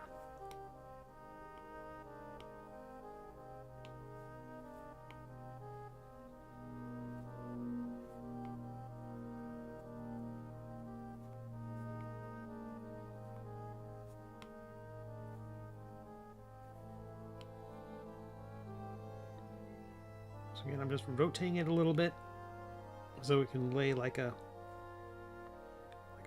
shingle. I'm rotating it in two directions, so just so it sticks up at an angle. So up and then a slight twist, and that makes it just sit right and lay onto the form, and it makes room for the next piece that's going to come in.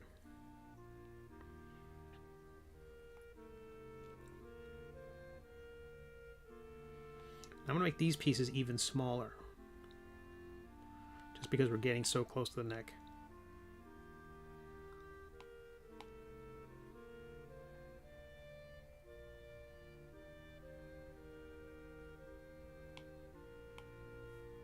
But still that increased thickness, just so I have more wiggle room. Okay. Remesh. Symmetry off, solo, smooth.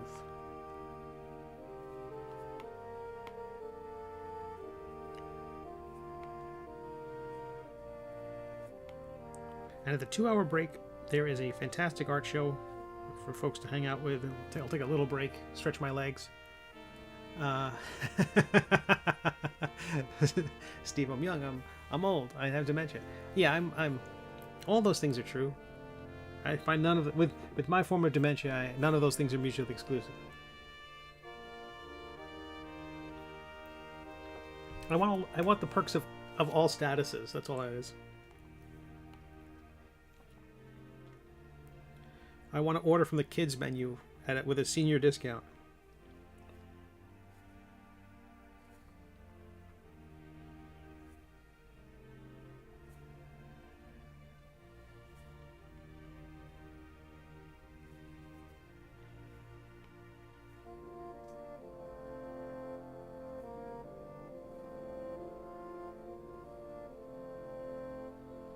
Okay. I'm going to slide this down just a little bit. Again, I want to make room for the... What happens is, these rows here, let me draw on the figure a little bit. Paint tool. So, these will be larger. And they have to get smaller as they get up to the neck. And then, so there's basically this kind of fanning effect. So there's going to be a row, like there's like going to be 4 rows here, and to fit 4 rows in this tight space, they have to get particularly small or particularly stacked on top of each other. So that's what I'm kind of concerned about. I want to make sure that I may even exaggerate these a little bit more there.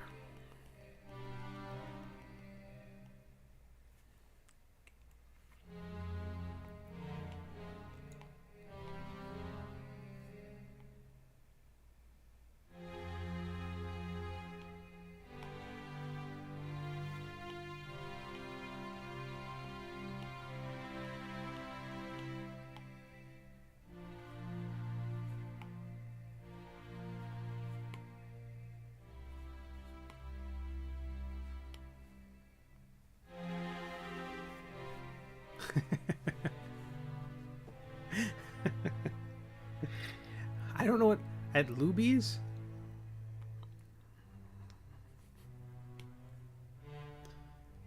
I don't know what Luby's is.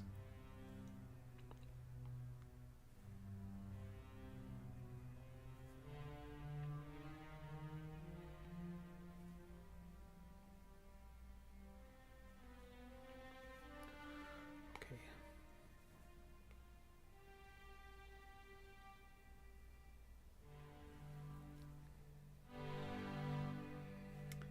Oh, I like that feather, but I think it's not going to work. That one's got to go.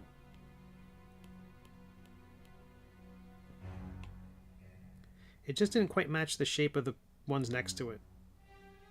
I want to keep that teardrop shape. And let's see if I make the other one next to it while we're here. Nope.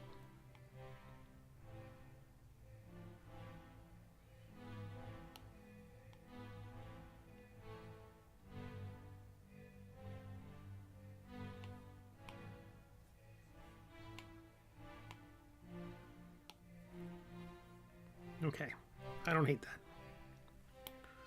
Remesh, symmetry, smooth.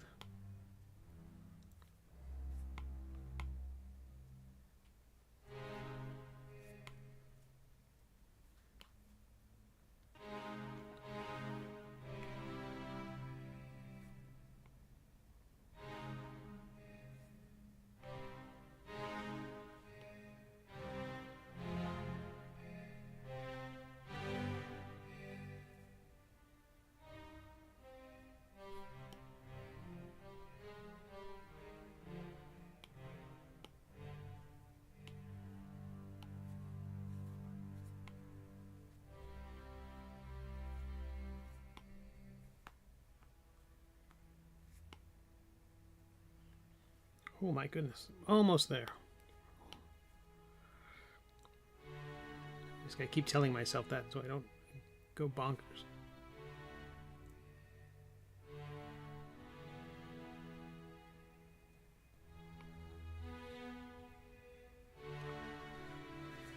Okay.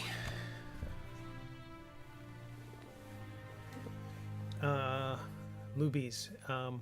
A southern chain of cafeteria-style restaurants. They're only in Texas now. Okay, fair enough.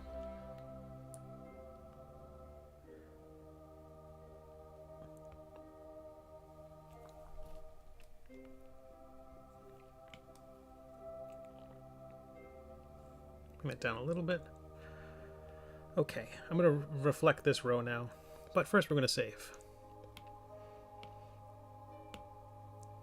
Time for some station ID while I'm saving, and then I'm going to reflect these things. My name is Steve Conley. I'm a web cartoonist and have been for a god-awfully long time. My webcomic, The Middle Age, is free to read online at WEBTOONs, Tapas, GoComics, and my own website at middleagecomic.com. Bring that up a little bit, just a little bit. And there are a number of print collections available. Soft covers are available from Amazon, and hardcovers are available from my own website. If you're watching this on Twitch, there are links in the doobly-doo for all that stuff. There are little gaps in this. I'm sorry, it's going to save for a moment. The fried okra. You can see this kind of gap in the shape there where I could paint this. I'm going to try to paint. Oh no, turn off the painting. Come on. Come on. Paint. Oh, that's the gizmo tool. I won't do it. Sorry. Paint. So, like this area in here. I can't really see it. How about undo? Choose a different color.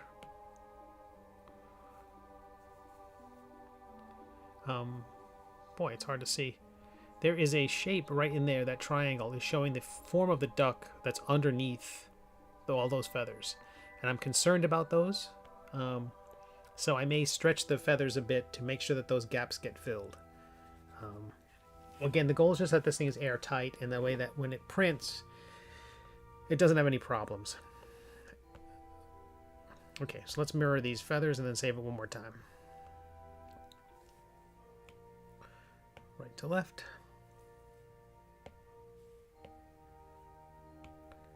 Right to left. Each one of these models is getting more and more complicated, and I blame myself.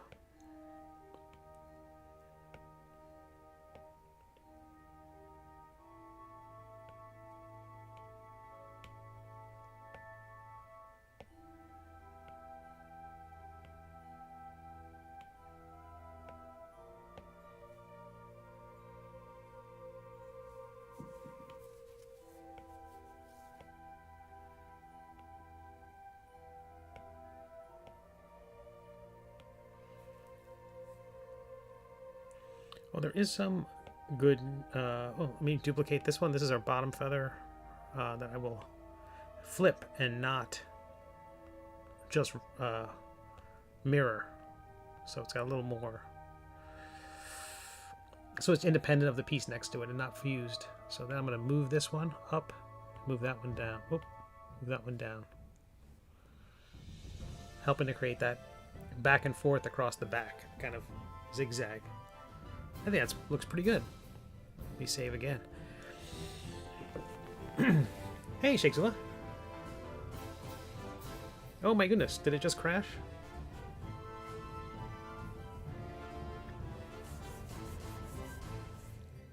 It did just crash. Let's see what we've lost. I'm waiting for my computer. Hello, computer. Okay. We lost some of our mirroring, but not too much. It means we are getting complicated. I think for the time being, I'm going to try to simplify the document a skosh by getting rid of the Cirquimp model that's in here. That's just for scale purposes. Where are you? That's another 300 megabytes that it doesn't need to have.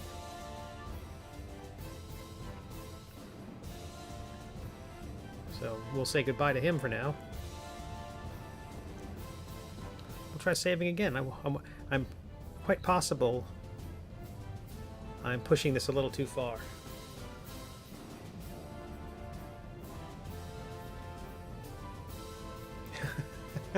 Oh, the calmness about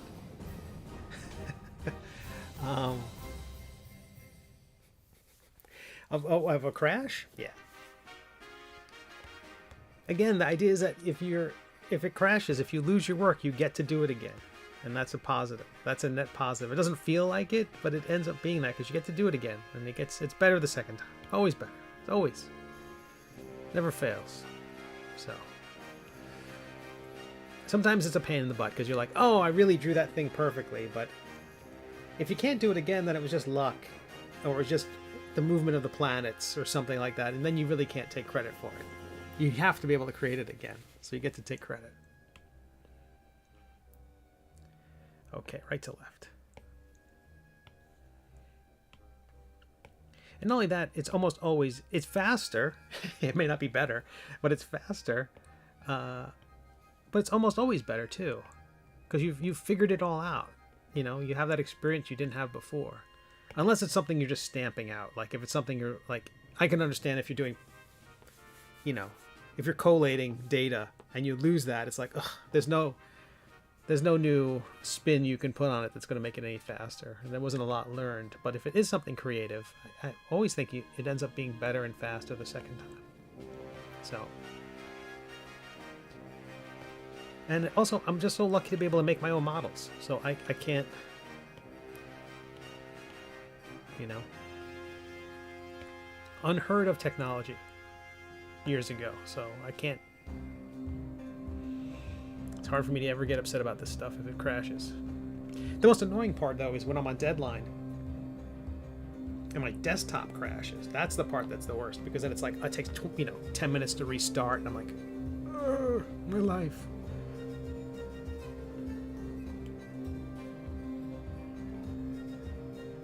Okay, that's better. We'll try it. I want this duck to look me straight in the eye when it crashes. I'm looking at you, duck. I am asking for trouble by making it this complicated. I know that. This is all self-inflicted. Okay. My goodness. I don't hate this at all. But the night is young. Let me merge some of these together just to make it a little bit easier to understand. I'm going to merge the feathers. Oh, not the body. You go.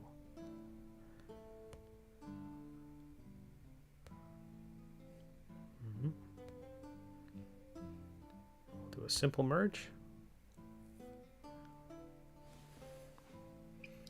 Back feathers.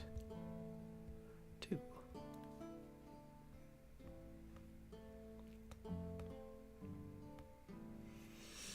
Okay.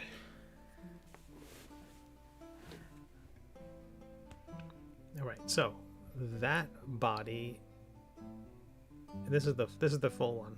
Again, what I did was I cut it in half so I could double the resolution or increase the resolution to make it so that each one of these feathers that we've built up is working. So again, the wing is a separate piece. I'm going to move the wings into position and the body into position over the tree, mushrooms. Oh my goodness, what does that sound? Oh, Messenger. I have Messenger open apparently. That explains some of the beeps. Okay, I didn't realize I had, I almost quit out of Safari and I need Safari for Restream to function. That's what it was. Okay, meanwhile, so we've got our tree. We've got a few mushrooms. We're going to add a lot of stuff to the base. We got to get the figure. So again, the figure is very symmetrical right now, so it's kind of boring, even if it is a duck with a crown on its head. But the idea, again, I wasn't thinking it was going to be that. Is it the Heisman Trophy, where it's the football player? It's kind of got that energy. That wasn't my intention. But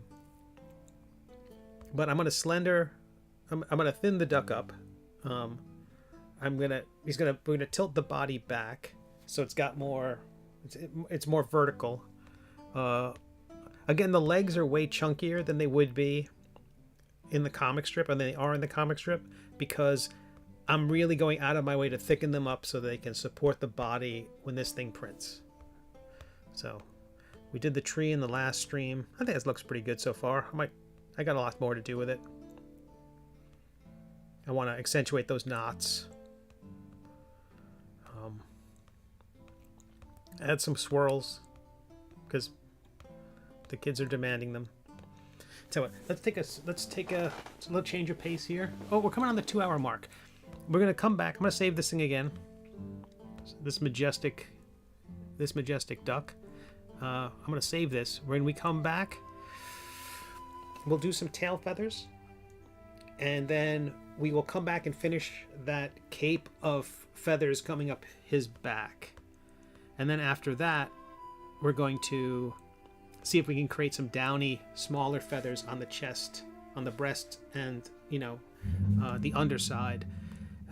In the end, these feathers that are there at the bottom, at the very bottom, that are very large, those are going to be blended and smoothed into the base of the figure. So they're less... basically, I don't want to get rid of them. I like them down there. But again, I don't know if anyone's going to see them because of all the debris and all the stuff that's going to be on top of the stump. and his figure has to come down. So his figure will be smaller, but the stump is roughly the right size. So I think it's come along surprisingly well. So I appreciate you all being here. Take a look at the art show that comes up now. It's a gallery of guest and fan artwork. If you'd ever like to contribute a piece, please do. There's an email address at the bottom. I'll include your name and your socials and give you all the credit. And you can send it to the email, or you can share it in the Discord. And there's a link in the Twitch doobly-doo.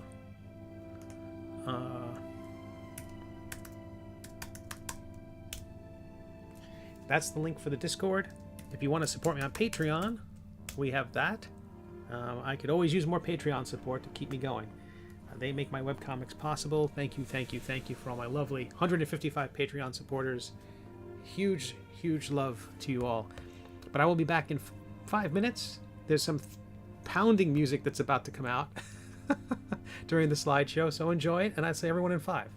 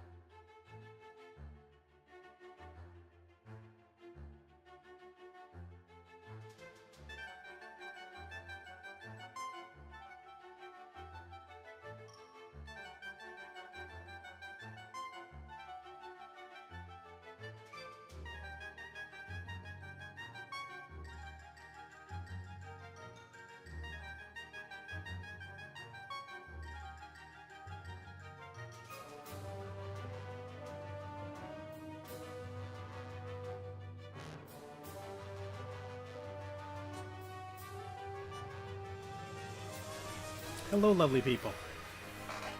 And we're back. Huge thanks to Kevin MacLeod of Incompetech for this music. He composed all the music we hear during the stream. Even these incredibly rousing bits. Oh, and this is there's one of these shirts. I'm sure if everybody can see that. This is one of the new shirts available from the web shop. If you go to steveconnelly.com/shop, links in the doobly-doo. Oh wait, no, this is on the Threadless store. Forgive me. I don't think I've added this one to the Printful supply just yet. But if you go to Threadless, and do check them out because they have sales regularly. Like I think for the regular version of this shirt, like just regular cut, and like for men's, women's, and maybe kids, it was like $12 plus, I think, plus shipping. So check Threadless all the time and check out that link, and you know, you can find those things on sale. So I'm going to keep posting designs up there. There's the version of the Quimp logo that looks kind of engraved. I need to add that to both the Threadless shop, but it's available on the steveconnelly.com/shop. If you check that page out, that's available and fulfilled by Printful, and they did a beautiful job on it. Okay. We're going to add some tail feathers. Like a little fan of tail feathers here, I think. So these feathers are... Let me hide some of this other stuff so it's not in the way.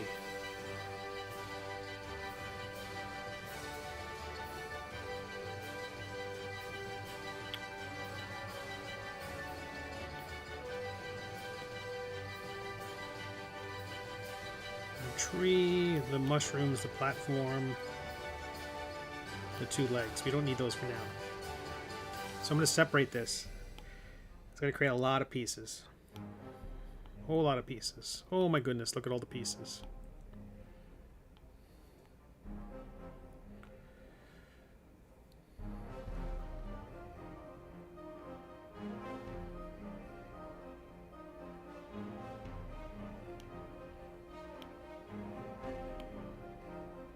Well, I'm going to do this trick we talked about, which is remeshing something. Remeshing automatically puts the thing at the bottom of the inventory of items that is in the document. So these two feathers, which I'm concerned with, I'm going to remesh them, and that'll put them at the bottom of the list just so it's easy for me to find them. Once it's done autosaving,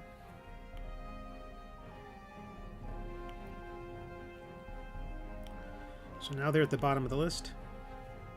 I'm just going to start by enlarging those and see if I can use those. I'd already expanded them before.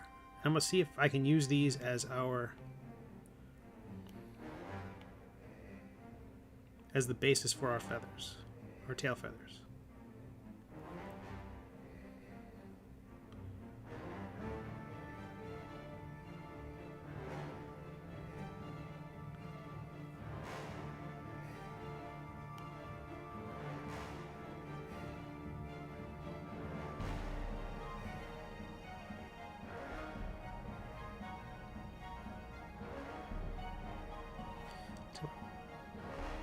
No, I'm going to build it. I was thinking about I would build them off to the side and that way it would be out of the way, but I think I have to build it in context just so I can understand what I'm doing a bit better.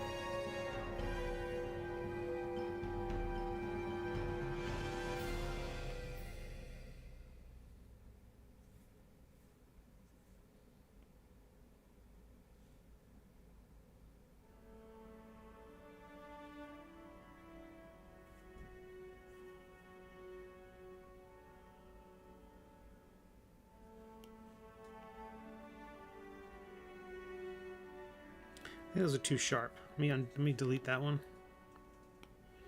But so far I'm optimistic. I think in terms of raw pieces, this is kind of where I was hoping to start the thing.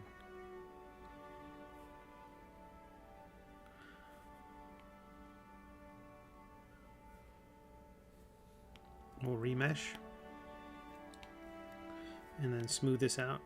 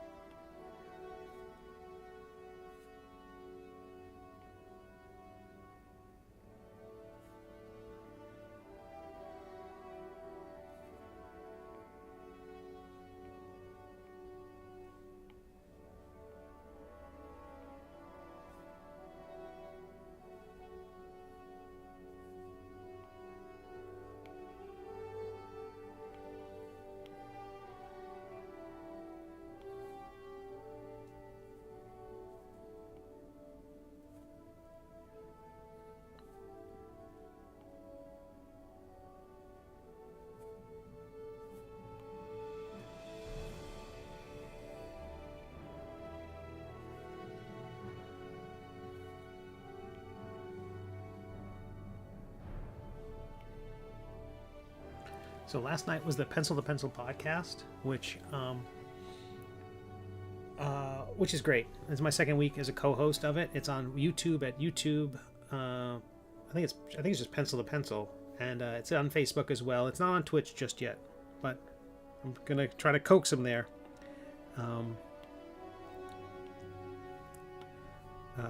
But it was great. We were talking about some of the artists, the cartoonists we lost recently, like George Perez and Neil Adams, and also talked about Mike Waringo a bit, who was a friend of, very close friend of Mike and Jamar, and I knew him a bit.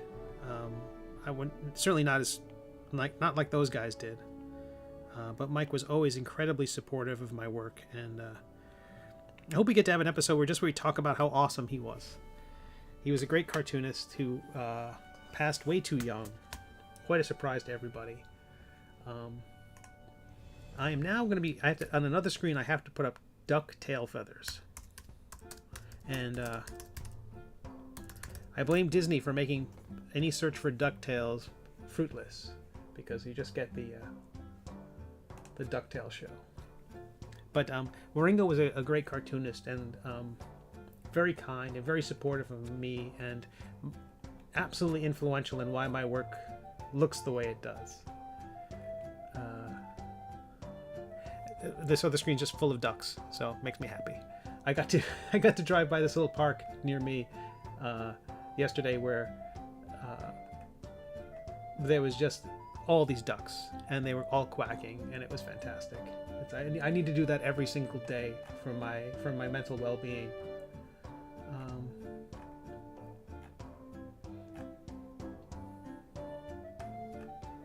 I probably should use the DuckDuckGo search engine. It'd probably be better for ducks.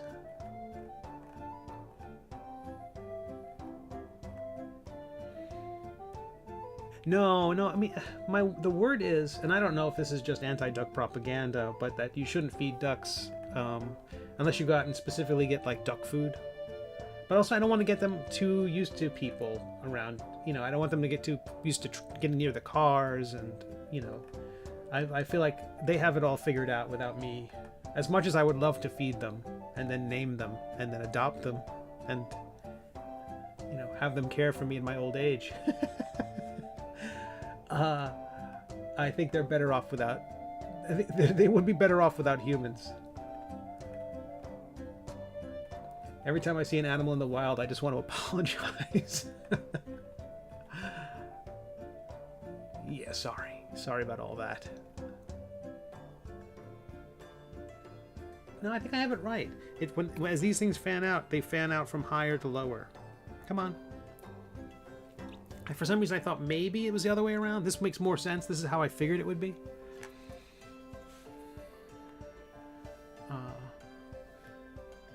Maybe one more. He says that, knowing full well there'll be like 8 or 9 more. Okay. Bring that down.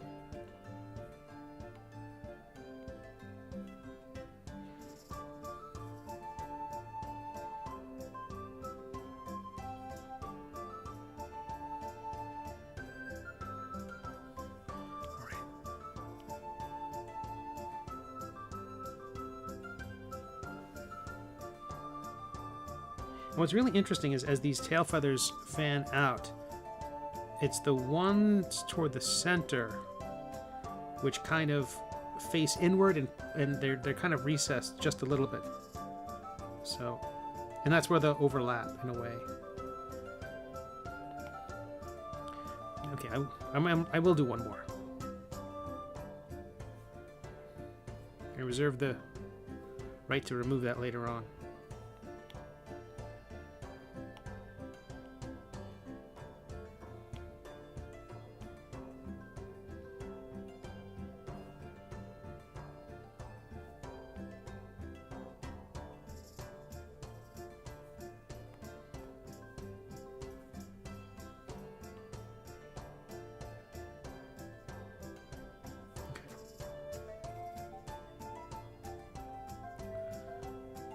Alright, that's a good start. Let's group those together. Too soon to mesh them together. We'll just do a simple merge. I'm gonna hide that other tail feather, knowing that I'm gonna start deleting things that are invisible just to clear the document out. Maybe even create a new document with let's move that to the bottom of the list with a quick remesh. And it won't do it if it's hidden. Interesting. Okay.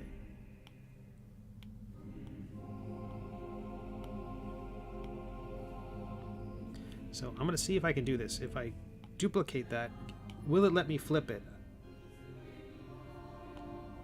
I was afraid of that. It wasn't going to flip it along the center axis of the world. It was going to flip it to its local...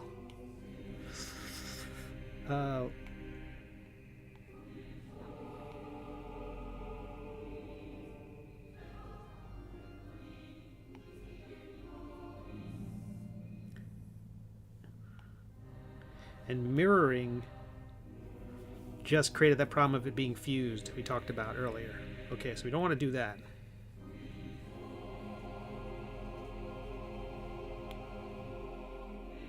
Let's get through the autosave. No, I didn't.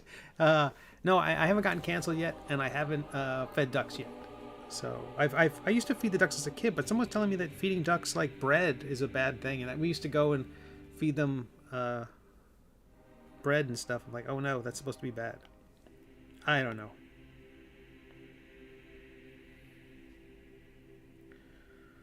Why are those?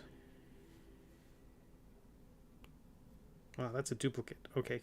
We get rid of that. Take the original one. We will separate it.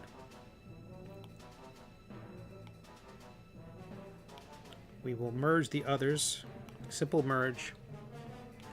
Then we will mirror them right to left. Huh, it didn't do it then.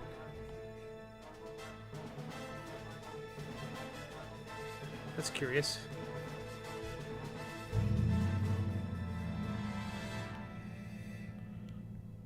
Yeah, well, screw it. We're gonna do this the old-fashioned way. Dating back to 8 minutes ago. We're just going to clone each one and then flip it. What the heck is it doing? It's not taking the global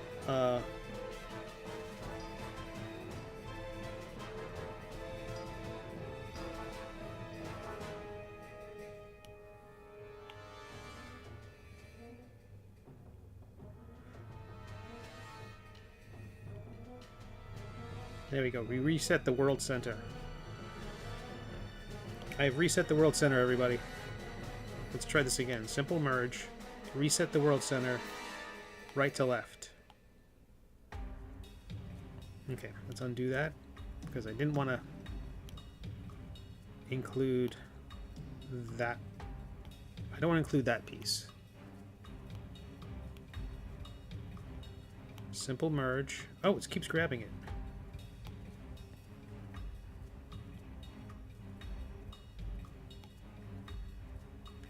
Let me delete that one. Seems like an extra.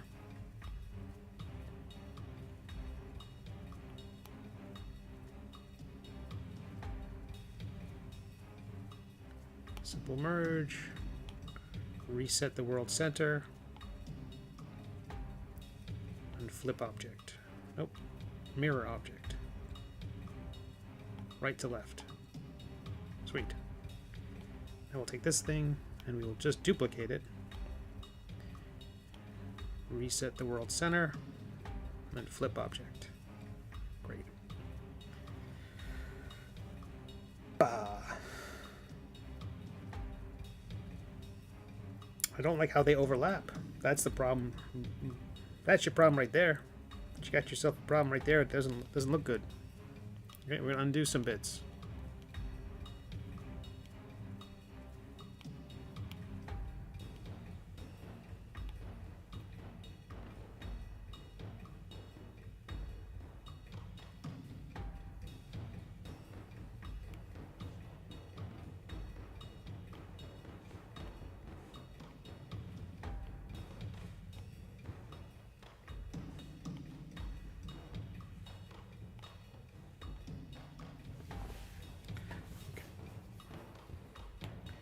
I'm just going to start with by reflecting the center feather because that'll tell me whether or not.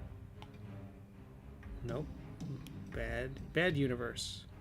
Reset the world center, flip object. That's closer.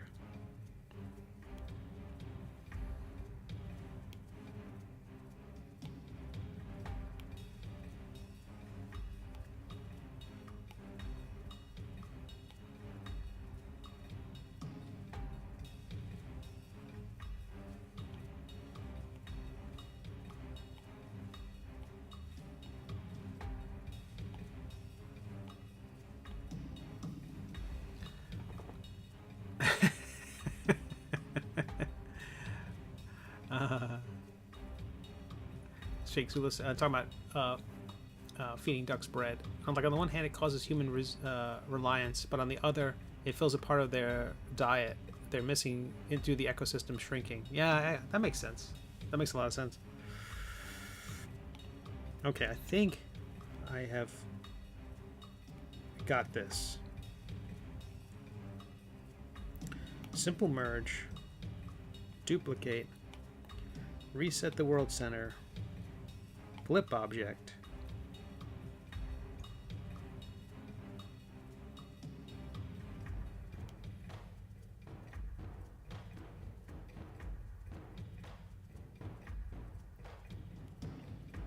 don't hate it.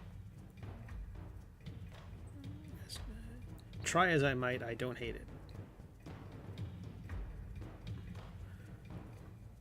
I don't like that the world center is visible. How do I turn that off?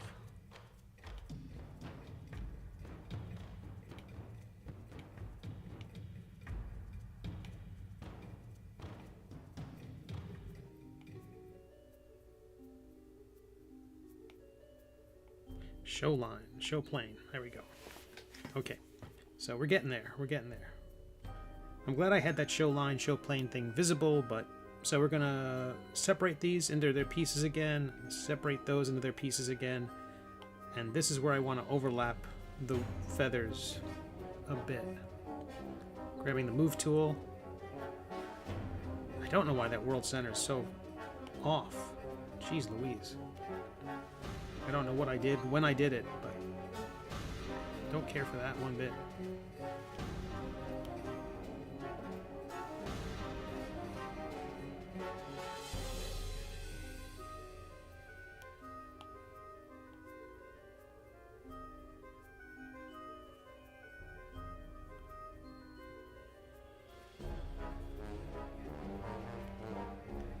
Let's do this. Instead of trying to bend that, I'm just going to rotate it and see if that is a better solution for the uneven. I basically want to show one feather overlapping the other. And then I don't mind tweaking it after that, but just mushing it was not working.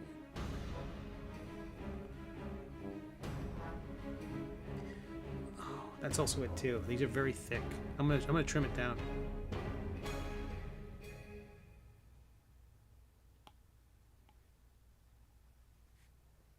Oops. I still had symmetry on, so it was biting me in the butt. So we'll voxel remesh, smooth tool, solo, clean that mess up. Turn off solo, select, remesh, clean that mess up. This feather I'm going to rotate a little bit. Again, hide it just a little bit. Okay. So there are some bits from other feathers underneath that are poking through. I'm just going to move those down. Just kind of mush them. Or do I have to make it prettier than that? I can make it prettier than that.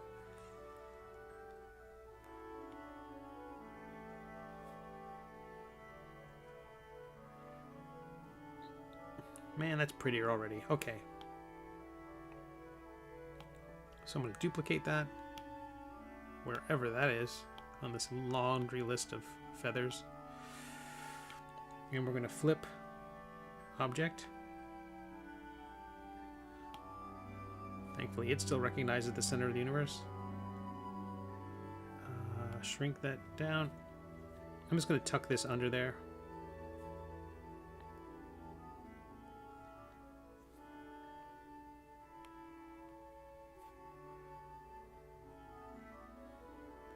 Things no one on Earth will ever see. Alright. I don't know where those are going. I'm just tucking them down.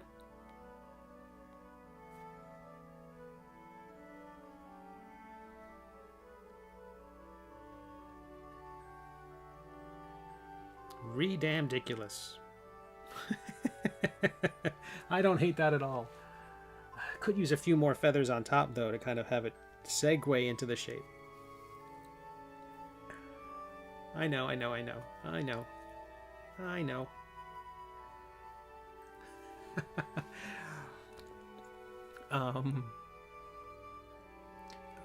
Eric is saying, but it's bad for the pond ecosystem, or so says the signs around the duck pond near me. Excess nutrients caused by waterfowl droppings due to feeding them can create algae blooms. Gotcha. That makes sense.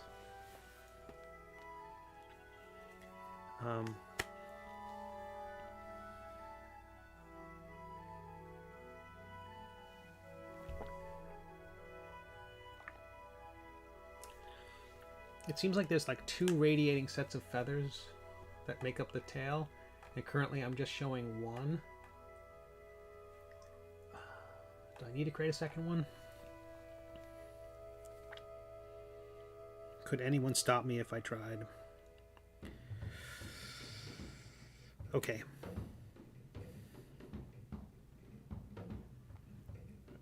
First of all, there's lots of little things that are bothering me about this I gotta fix anyway. Like that little doodad. Goodbye to you. That piece looks terrible, and so does the piece next to it. I gotta fix that. So, trim tool. Remove the top. Just round it out a little bit.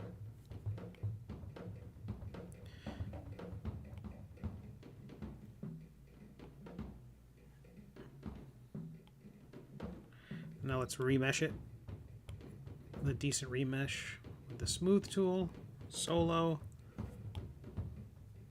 And you can see all the pieces that this thing's been carved out of in the past. So this has got a ton of stuff that doesn't need any of it anymore. I'm just going to clean it all up.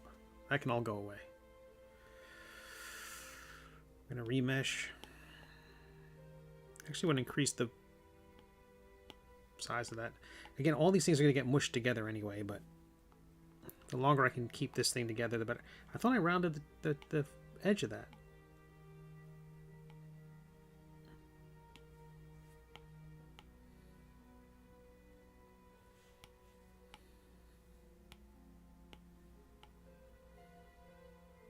And again, whenever it's not smoothing out the way you want, just remesh it again. Okay. Look at that. That's so much better. That is so much better. Okay, so we'll duplicate that. We're going to get rid of the garbage one. Ooh, look at all that mess underneath. It's alright, no one will ever see it. I'm hoping it doesn't bite me in the butt later on, but I'm going to reset the world center just in case, and then flip the object. Hello, you. Let me get rid of you.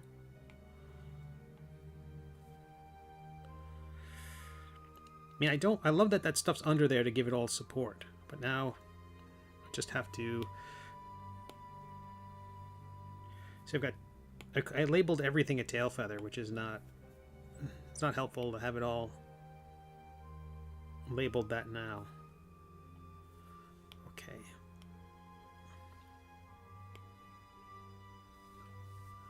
Let me duplicate that. I'm just going to see if this is a simple solution for what I'm trying to do. Slide it back. Hit the back button and move it up.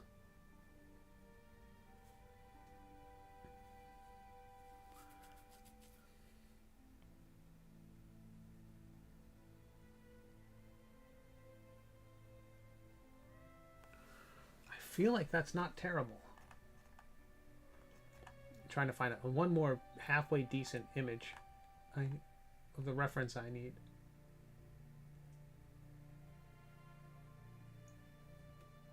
Again, it's so hard to tell because so many. I might not need it, but I don't hate it.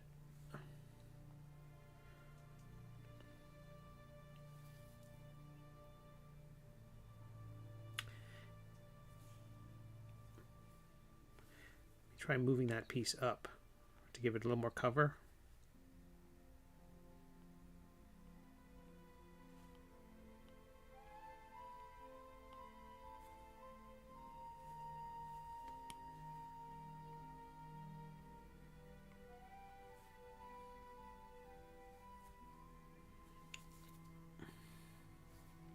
Okay, I like that. I like how that looks now, even if it's a little. That is this one here, which I will delete wherever you are. And this one I will duplicate and flip horizontal or flip object.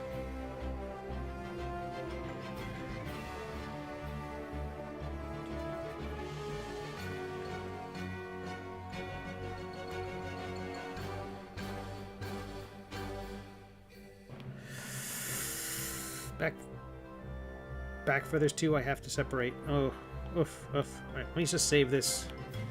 And if it crashes, it crashes.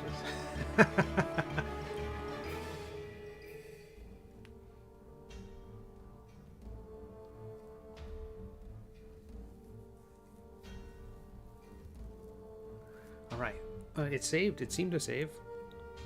Boom, boom, boom. Let me turn off show plane. I don't know why I'm seeing the plane. I don't need to see it. So we're going to separate this thing. Oof. And now I'm going to move this one up using the move tool, the big old brush, lower the intensity, turn off symmetry because God knows. Wait, are they both selected? They are not.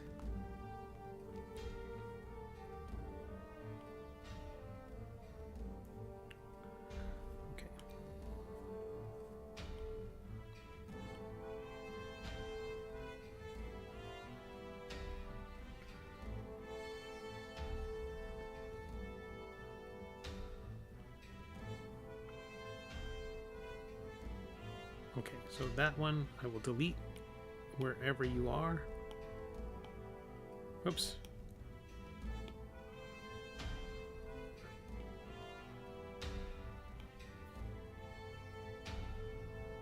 And And that one we will delete.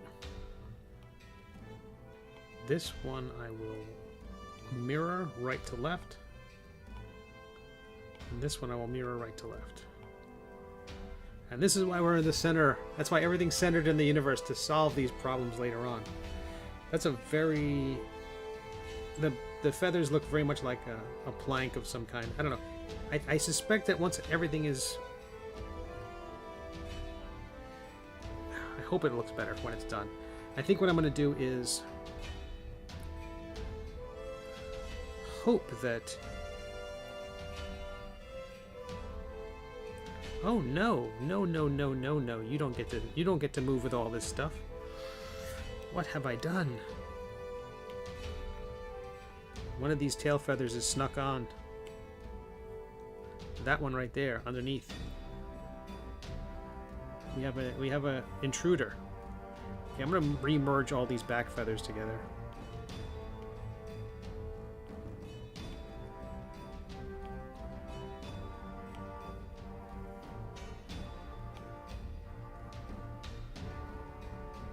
Separate those.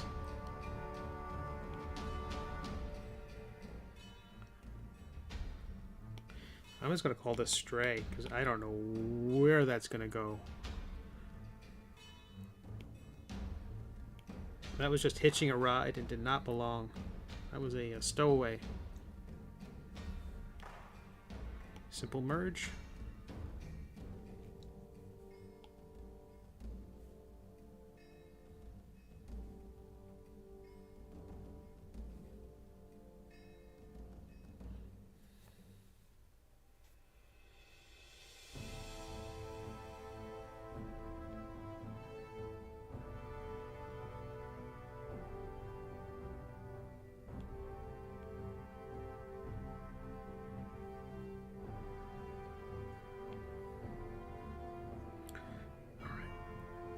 Now I will not worry about these right now, even though I think they're fairly sloppy. My thinking is that if all of this stuff is obscured, I don't want to spend all this time making this thing perfect to the pixel when no one's going to see it.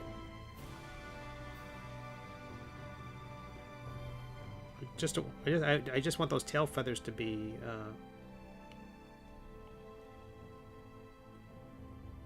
appropriately glorious.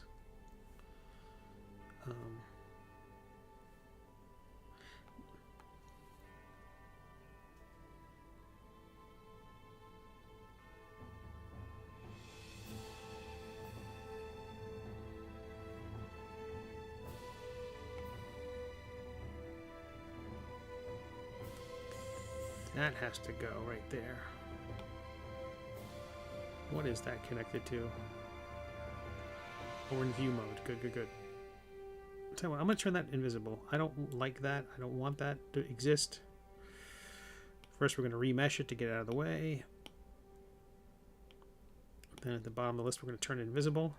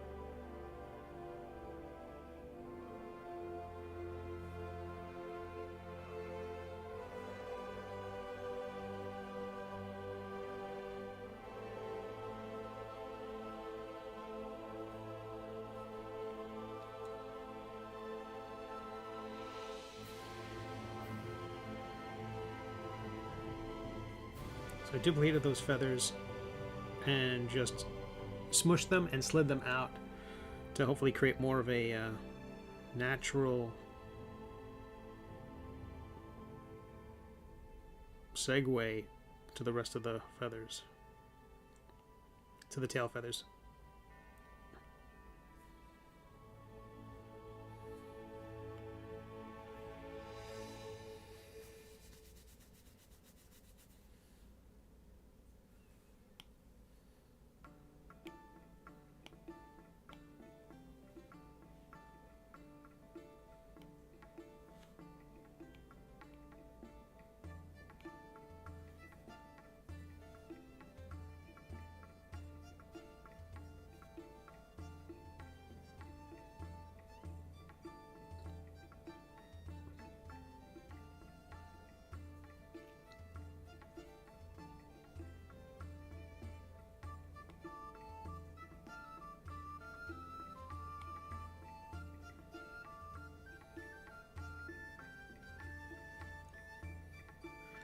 I do not hate that. Okay. I got a lot of things to save, a lot of things to merge. Whew. It's coming along, I think. I'm just going to set this on the desk just to sit a little more comfortably for a moment, and then we're going to merge some objects together. It is 6:40, very few drop frames. This is great. The stream on Tuesday was a wreck with, like, it said I had one person watching, but people were sending screen captures on Discord of like 11 people. I think it was James who did that. And then we had a stream, a raid of 70 people, and it showed like 20 or something from my dashboard's point of view, and forget, the whole thing was a mess. Okay. Holy cow, this is coming along nicely. I really appreciate everyone who's here. This is a ridiculous amount of effort for a duck. Again, he only appeared in the story because of a joke, but I do like how the volume of like the pieces are visible through under the wings. Under the feathers. So even though the feathers are separate pieces, you can still see the volume through it. So that turned out really well, I think. And the tail, I don't hate. I think that the tail feathers, it's fine. Again, this mini will be that big. Although, again, this will be a 15-foot tall statue that will decorate my mausoleum when I'm dead. Or before I'm dead. Okay. Gotta add more feathers leading up to the collar.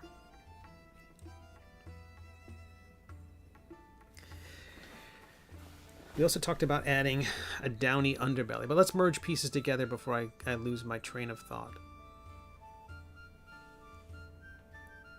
Let's get into the gizmo mode so I can start seeing pieces.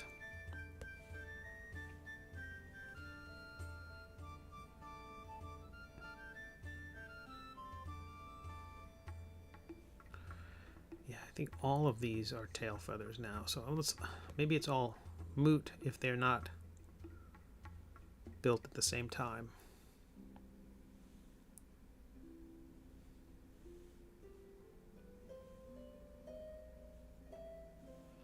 So I'm just selecting them all, and then I'm going to simple merge them, which allows them to be separated later. They would lose individual things, like if they each had a unique name, they would lose that name. They basically all take on the name of, they all take on one name, and if you separate them, they all share that name. But let me see some of these other things. Solo, what is that? Let's delete that. What is that? Delete that. What is that? Okay, we're gonna keep, that's kind of the half body we've been working with.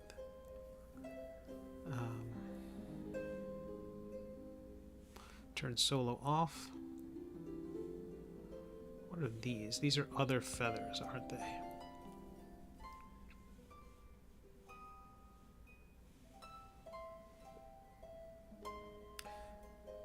Maybe I should merge them all together.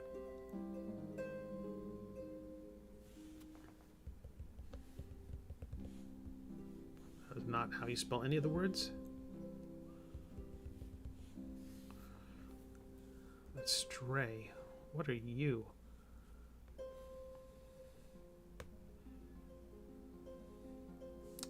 Oh, you can be part of the club. Welcome aboard.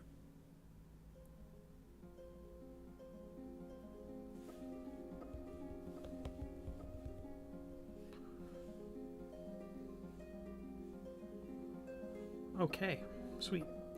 Those pieces are merged. Boy, my iPad is warm.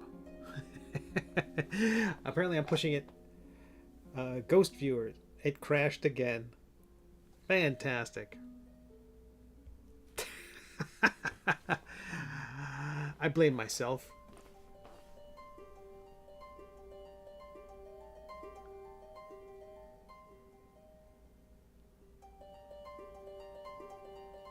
Huh.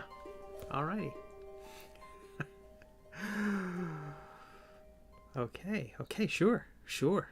Sure. Sure. Sure. Sure. Delete. Delete. Delete.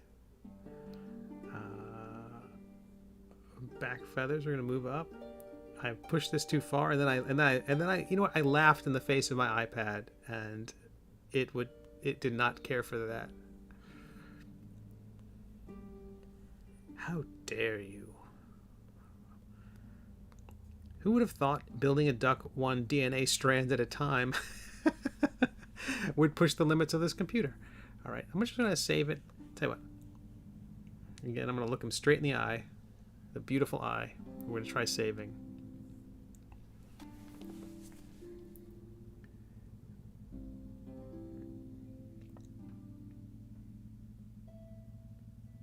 Okay, that worked.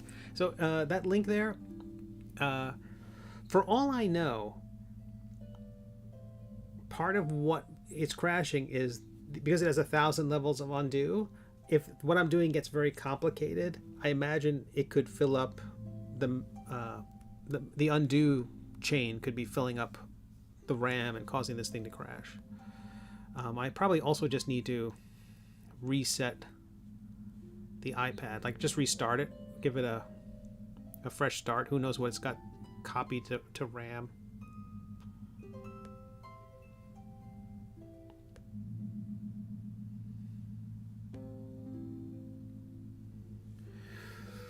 Let's see, we're going to try to simple merge again.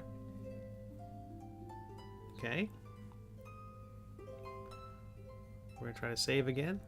See what happens.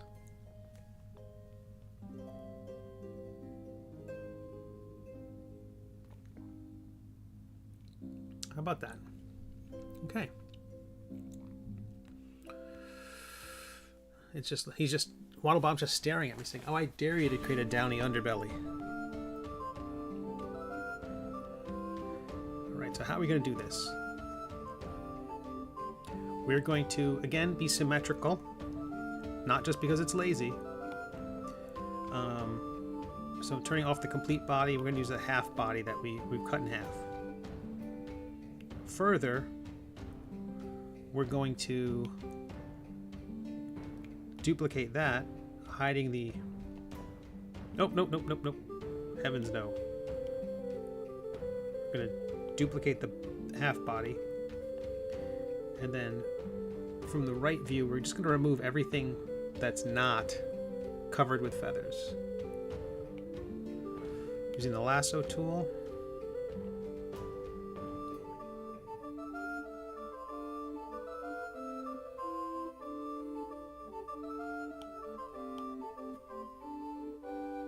Okay.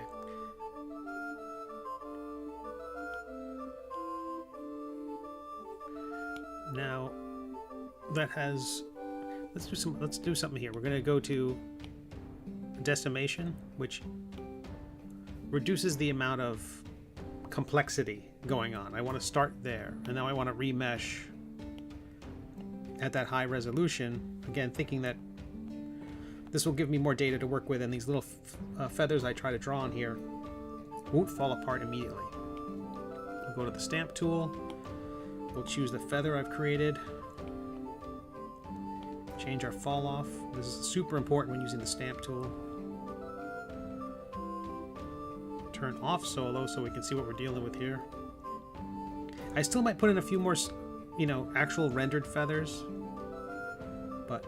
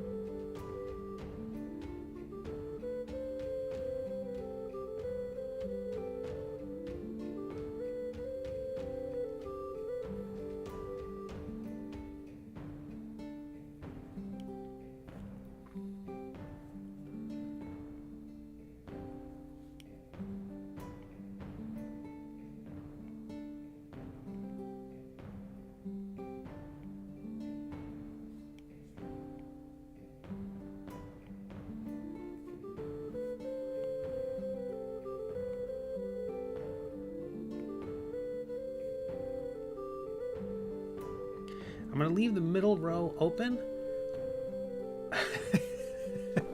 Dan, hey, how are you?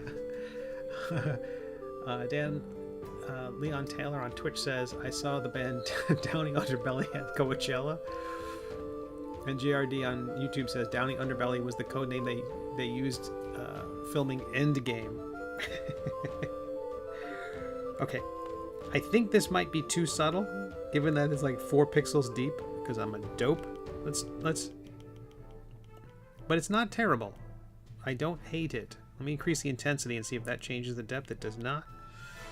So we're going to go into our brush settings and increase this fall off.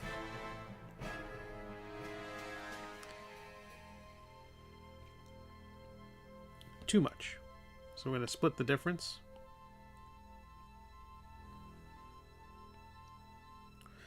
And fall off refers to like when you're drawing with your pen tool, like how quickly it hits full strength and then when it tapers off at the end. So by making that a low table, it kind of gives you a nice smooth start and then never hits it full power, because if it did, I can show you what that looks like.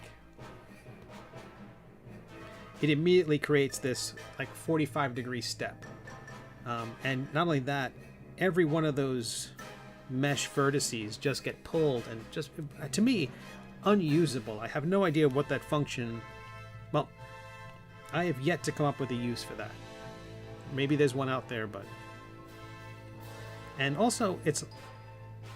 The pattern I've created is... The stamp is completely smooth in its gradation, and it's completely smooth in its texture, yet it produces this kind of... I don't know, very, very textured effect. Unintended. Now, maybe that'll play to my advantage in this, but I don't know. And I'm going to...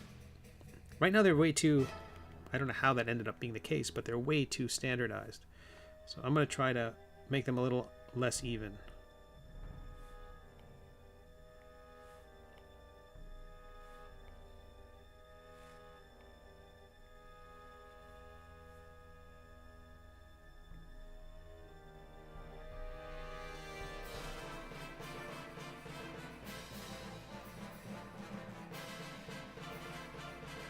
I definitely need to start from the bottom and work my way up, because you can see if I do this one first and then I come up underneath it, where they intersect, that Venn diagram creates an extra step, which it doesn't need to have.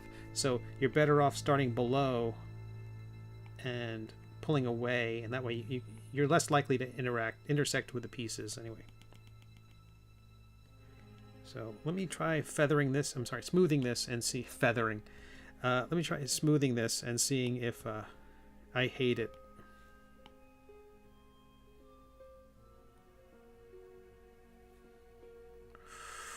I do not hate it.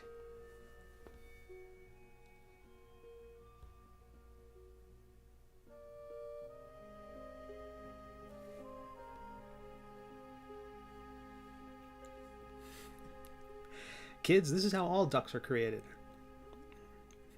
Welcome to your nightmares.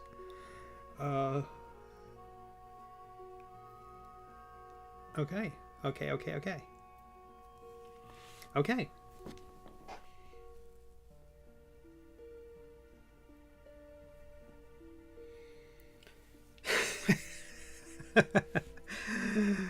All right. I need it to be high resolution in order for that to come across as well as it does. If it's too low resolution, it just chunks up immediately and doesn't work. But that's good at that size. So I want those feathers to kind of come into where the leg is, where the leg gets connected. So I kind of don't want to get too deep into that until the figure's where it needs to be. So the feathers might be the last thing I do. It also means that the belly of the duck has to be a separate piece. Or I could extrude it later. Huh. Okay. Again. I don't hate it. No, I don't hate it. I like what I learned. JRD. I like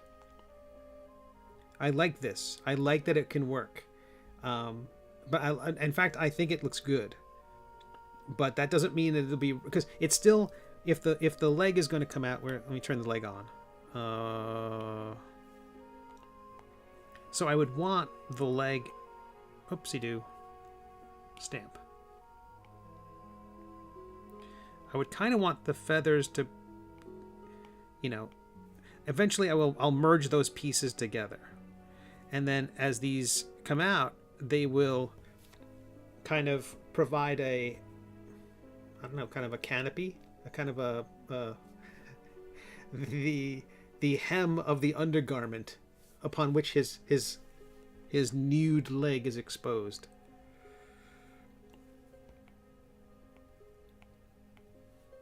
Something like that. So it has to, the angle is important, that it all points, you know, that somehow it creates that kind of shape in a way. Gosh, I think this can work.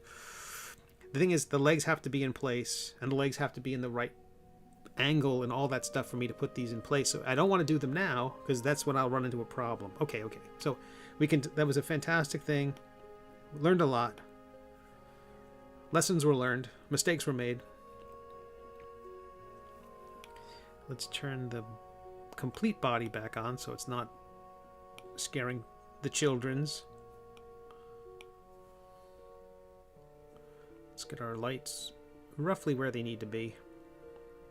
Hot dog. Dare I say it, I don't hate it.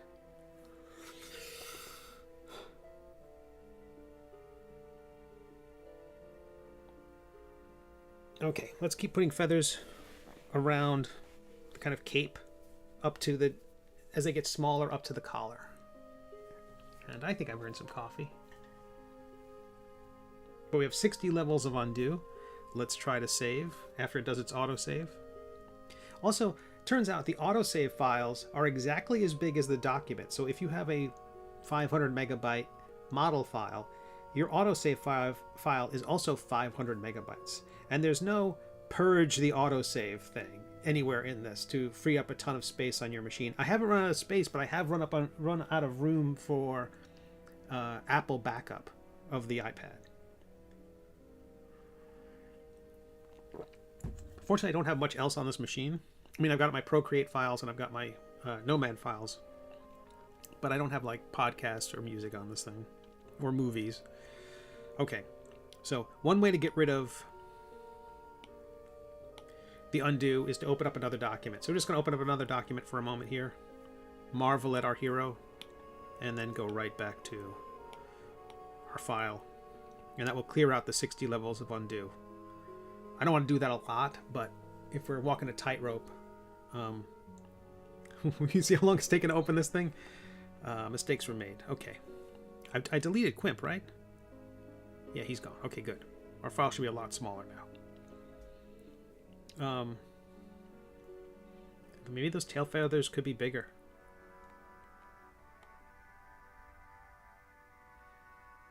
Nah, I can fix it later. We'll fix it later. Sweet. Let's stick with let's stick with the plan. I still have to texturize all these feathers, so still plenty to do. Select mask. Clear, because who knows what mess I might have left behind. Again, the idea is that these will be... Oh, let me turn off that. Or that front-facing vertex only thing is important. Otherwise, it's going to draw... Let me show you. If I draw the shape here, it will cut right through the model. God knows where the other... Oh, no, I already clicked it. I clicked it like a smart person. If I turn that off and you draw, it will go like laser-like right through the shape. Like, and you don't know where it's going to go, right? It's going to cut right across. So make sure that stuff's turned off. So you clear front-facing vertex only. And this is going to be, again, a bit longer. And then it will get smaller. Oh, wait, my mistake. Gosh dang it. We want to work on the half body. Just because the resolution's higher. I noticed that thing was pretty... Oh, I noticed the thing was pretty chunky, so I needed to... I was working on the wrong model. Okay. Front-facing vertex. This thing is kind of large, but then it'll get smaller as it gets it wraps up around the neck.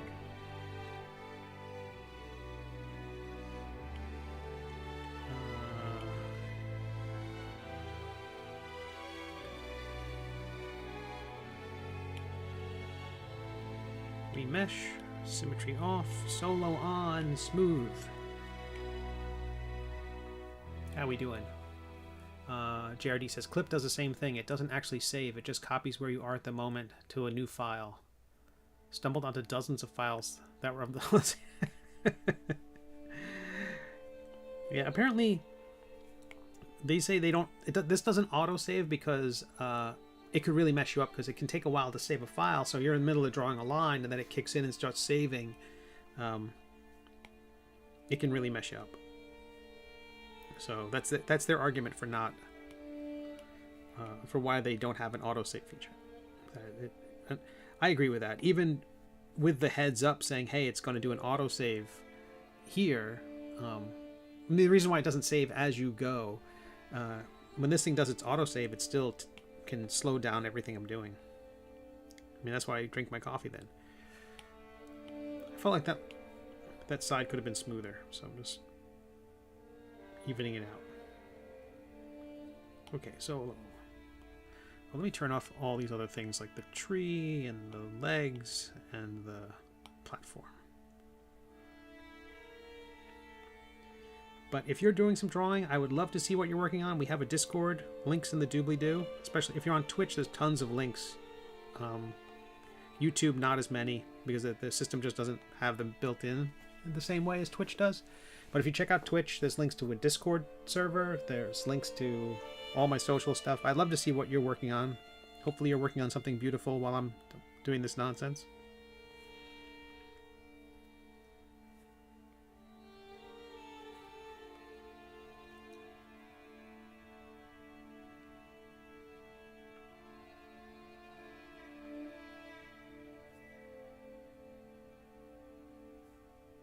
Oops.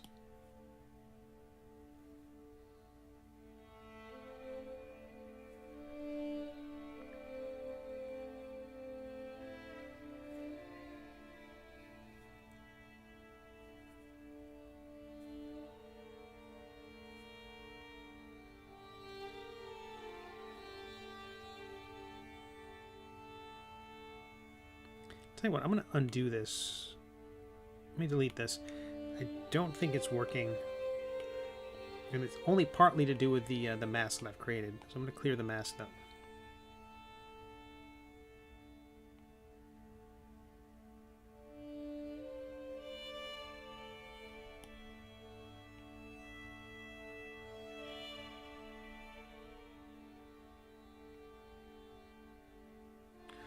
I'm going to thicken this up a little bit.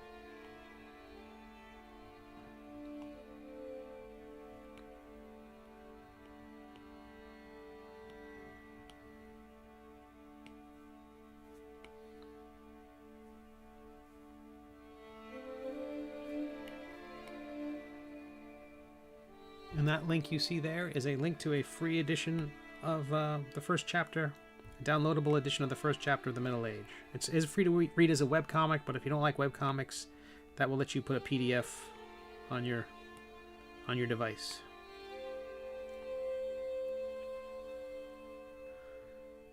I know some people prefer to read them that way. When I do my Kickstarters for my hardcover collections, I'm amazed at the number of people who want to just get the PDF. The description says, hey, it's free to read as a webcomic, but people want to get the PDF. I think they just prefer to read it one page at a time. You know, maybe offline.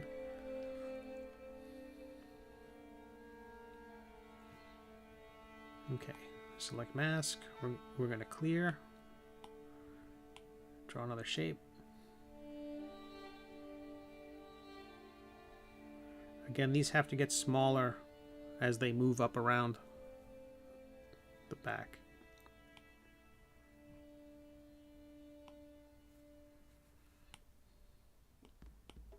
Remesh, symmetry, solo, smooth.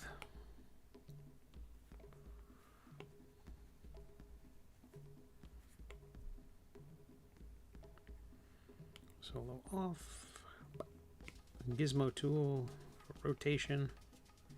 The good news is if you're gonna play with Nomad Sculpt, you won't have to make anything like this. At least not anytime soon. I would not have wanted to start with this thing. It's very interesting. There's a character. Oh, and Eric says, yeah, PDF lets you read without an internet connection. Absolutely. I love having that. Okay, there are a few. I have like Goodreader as my PDF reading app. I got tons of Kickstarters I've supported where the graphic novel or the comic is on my iPad.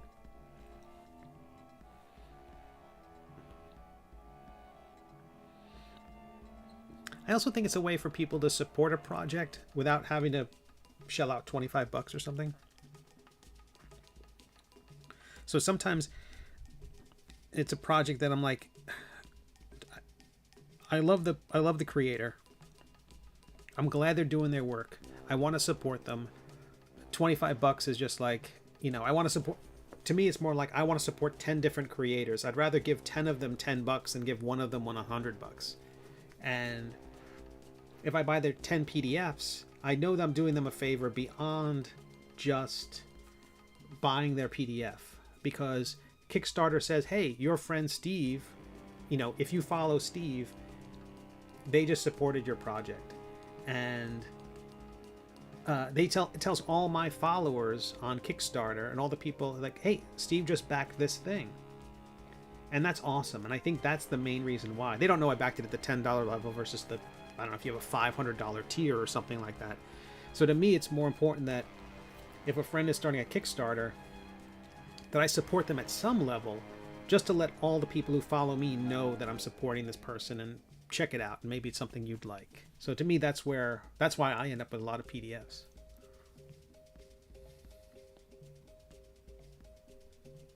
Oh, that's great, Eric. Eric says on Twitch, I have a bunch of Box Brown comics in PDF form from his Gumroad. That's great. Oh, Jared is saying should be editing his book, but we're all homesick. Not COVID, thankfully, but annoying nonetheless. Well, yeah, I heard like there's all sorts of bugs going around. I think people are shopping more than they had during the time, and I think all the bugs are also going around. The flu and the cold haven't really had the chance to feast the way they had in the last 2 years. And everybody's like, hey, let me just go out on the town and touch and lick everything. So it's not surprising that everybody's getting sick. I'm getting nervous when I hit the save button. I'm like, oh no, is this going to work? Nope, autosave's kicking in.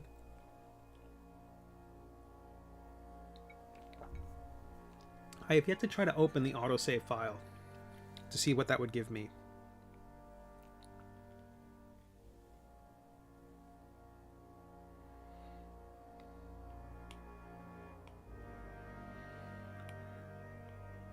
Remesh, symmetry, solo. I probably just could go through and decimate, use the decimate function of this program to reduce the file size a lot. Again, this thing's going to print so small. Here I am, you know, buffing the edges of the tiniest of feathers.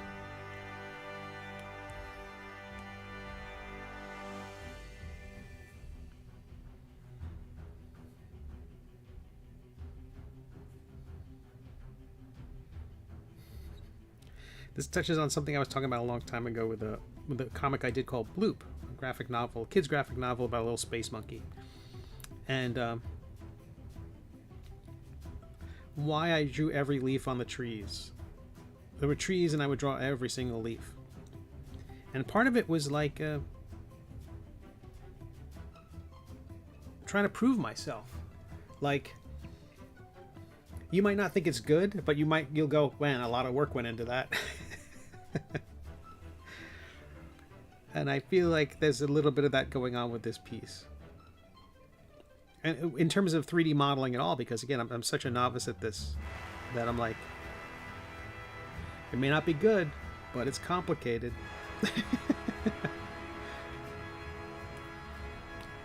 Oh heavens! That's what happens when you don't clear the previous selection.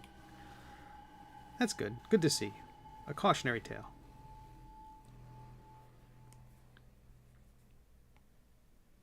Don't be like Steve. Clear your selections. Ooh, that feather's too big. Why didn't you all stop me? If there are 15 chat messages in chat saying, Steve, hey, that feather's too big. I apologize for not paying attention.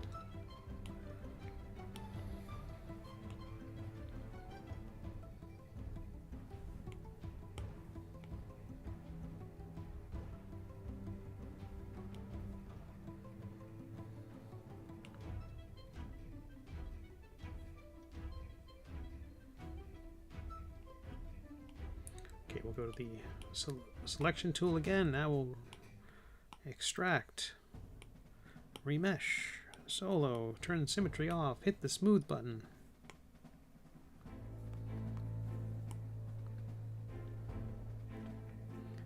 So I'm changing up the tiers on. I'm trying to update all of Patreon in addition, so that when the new Kickstarter starts at the end of the month, the Patreon will be a little bit easier to follow. I think there'll be fewer tiers. I set up some like really high level tiers that, in case people wanted like a commission a month, that sort of thing. In case somebody with deep pockets was like, hey, I'm sick of these NFTs I've got. I want to buy me a real picture, and never happened. No one took advantage of those tiers. So I'm like, I think I'm gonna retire them. They vex me when I see them.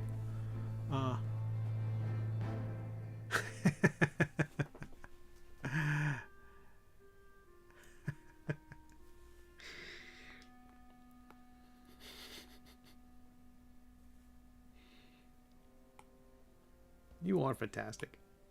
Make my day.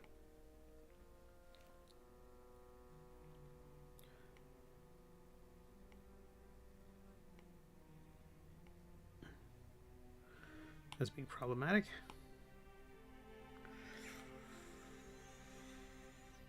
It's a little too big too. Let me clear that.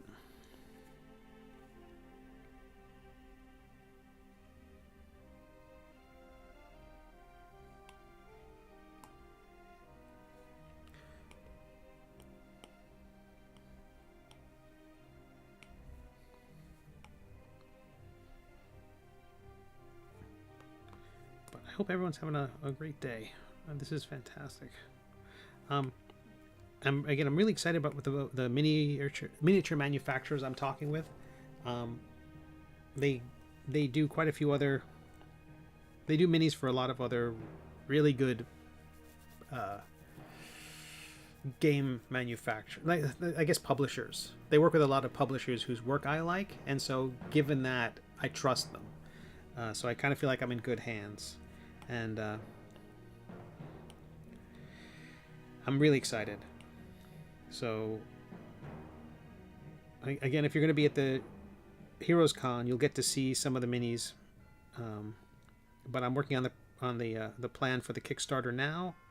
I hope to have actual mock-ups, models that they will have created, so we can photograph those and show people what they look like. Because to see the models. Let me show everybody if you haven't seen them before. I'm just going to save because we should anyway. Okay, let's save and hope this doesn't crash.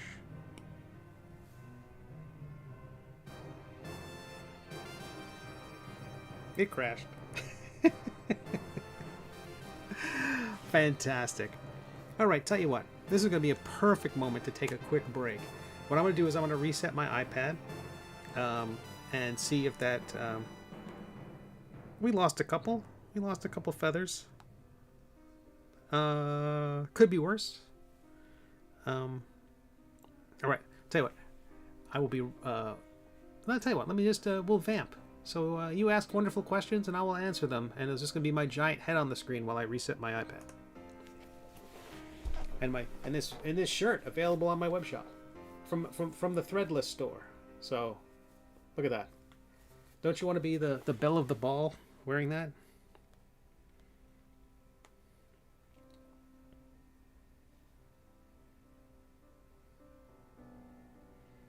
I'm going to try to save this.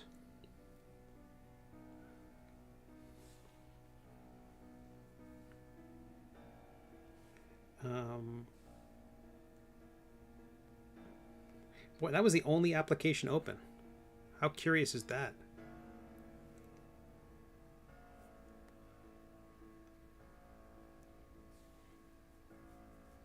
Okay. Well, I'm just resetting the iPad, and as soon as we come back...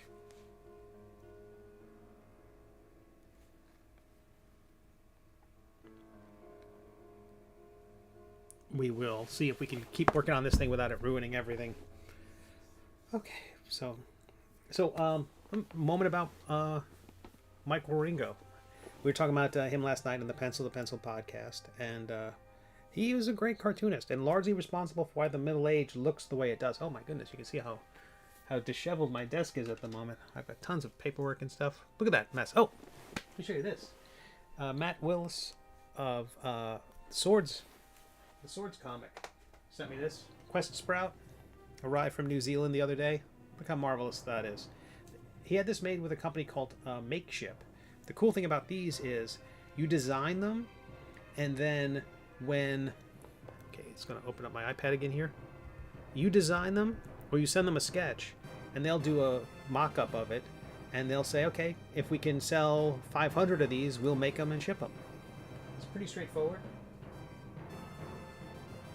And I think they sold 3,600 of them. So it very kindly sent me one. Okay, I've reset my iPad. Who knows? This document just might be getting way too big. In which case, if it keeps crashing while we're working, what I'm going to end up doing is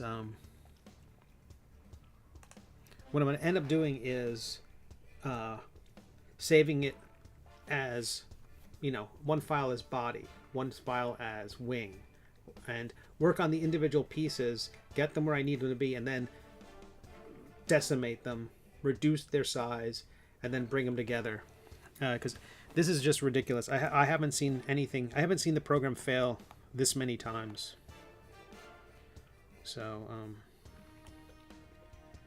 I still think it's comical, but also frustrating.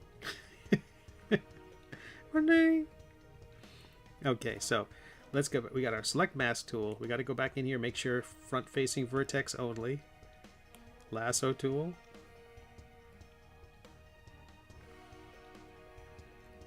But in the grand scheme of things, is that big a problem? I don't think so. Oops. I didn't make that correctly. Oh no, I did. Oh wait, that's the... oh yeah, there's the half body. Good, good, good. Let me change the angle of that a little bit. Oh, it's already it's so much better than the one we lost.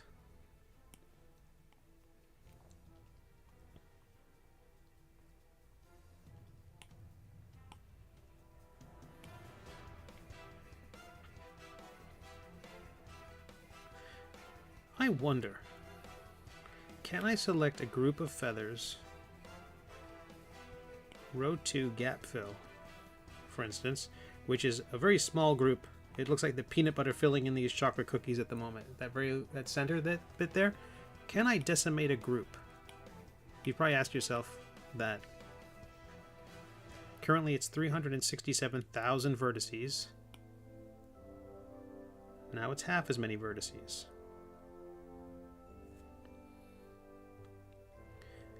Little steps like that should bring my file size down. It's good to know that I can do that with a group. I wonder if it will have any... Usually I do this as the last step in the production because I'm trying to make the file size small enough for someone to download and print.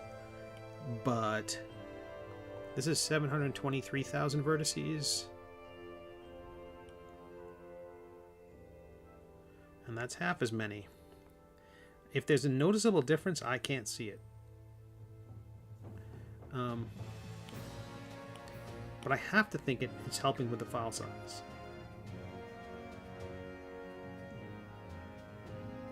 Again, most of these things are only simply merged. They're not... Hey, Cave Geek Art. Nice to see you. So still working on Waddlebottom, the Lord of All Ducks.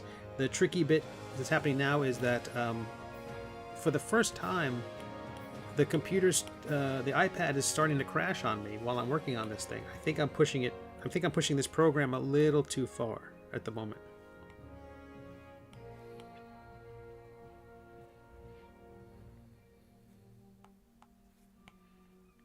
So I am building I am building a duck one DNA strand at a time, and apparently that's not the way you're supposed to do it.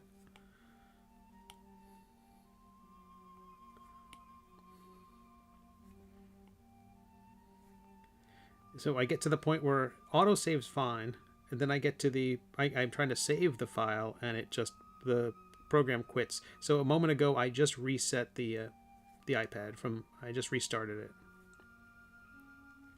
But we were talking about Mike Wieringo. I was talking about the Pencil to Pencil podcast from last night, and Mike Wieringo, and why he's responsible for the style of what I'm drawing. A few years back, I was working on a comic strip about paintball. I was playing a lot of paintball, and I thought this would be a great topic for a comic strip. You know, it's got action. You just have to have goofy characters. You know, plenty of... No matter what, if you say something really stupid, you could just get hit in the face with paint. You know, that sort of thing, where it's like easy comeuppances and egos are at play. And I thought it was a good environment for a simple comic strip. And I also thought I could probably get sponsorship for it, because if someone's going to play paintball, they're going to shell out quite a bit of money. You know, they got to buy a mask, they got to buy a marker. You know, what they call the paintball gun is a marker. They got to buy tons of paint. So I thought this could be a good topic for a comic strip. But as someone who played the game, I realized that you have to wear a helmet the whole time. You have to wear a mask the whole time because the paint's flying so fast. Helmets are absolutely important. I'll bring the mesh down a little bit. I'm really just overdoing it, the whole dang thing. Everything about this is too complicated. I'm not surprised it's not. I'm not surprised it's crashing.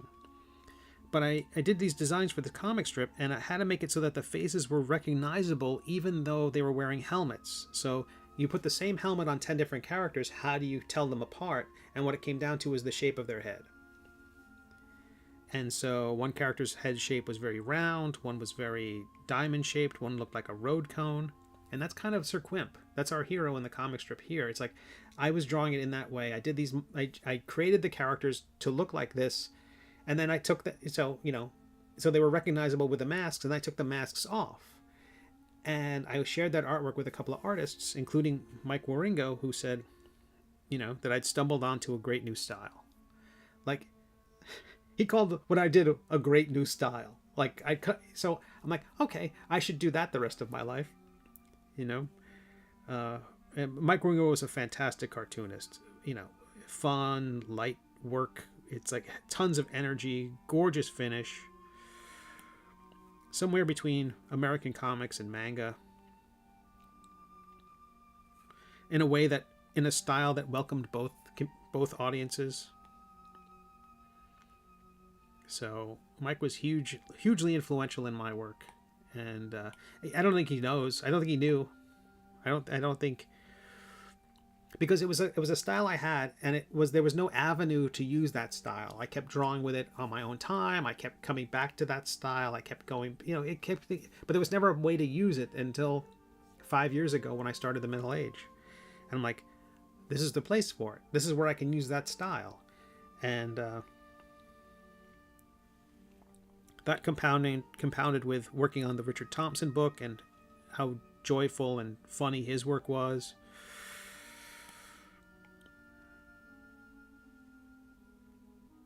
It all really came together. All right, I'm gonna remesh this lower because it doesn't have to be so complicated. These are small feathers. I really should just go through. I can't do this on the stream because it would be, it's even more boring than seeing a guy feather a duck. Would be him just remeshing a million feathers. So I'll have to do that at some other time. Or I need to take a page from Cave Geek Art's book and put on some something So, like, basically it's a way to double the entertainment value of the stream. Everyone knows you build a duck by retrofitting a platypus. There are probably easier ways to build a duck, but I wouldn't know what they are. That's so true. I don't know either, man. I tried other ways. They didn't look as good. It's ridiculous, but it's coming along, I think. So I think the idea is that we'll have the other 4 figures, because those are the ones I've got in, those are the ones I've got done, and who knows if this duck was going to turn out. And I think I can get the price right for those, and then this might be like a stretch goal. Okay, so let's try to save and hope it works.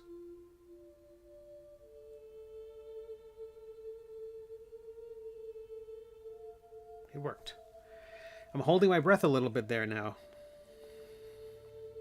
But I really just need to merge these things and simplify the heck out of them. I wish there were something else I could stream while I'm remeshing all these things. Because if I'm walking a tightrope the whole time and I can fix it by simply merging and meshing things together, not to mention I have to go through and I still have to add, like, all these feathers have that kind of, those striations and the nicks and little bits cut out of them.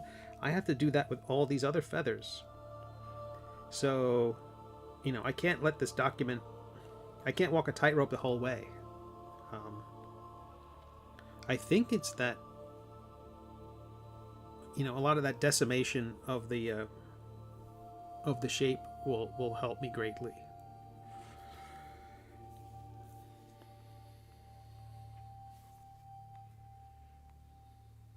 But let's see. Let's walk the tightrope a little bit further.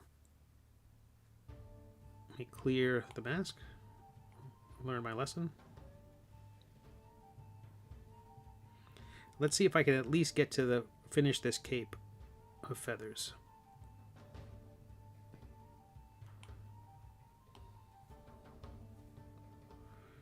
Solo. I'm going to remesh it lighter. We're going the other way. Smooth tool, turn off symmetry.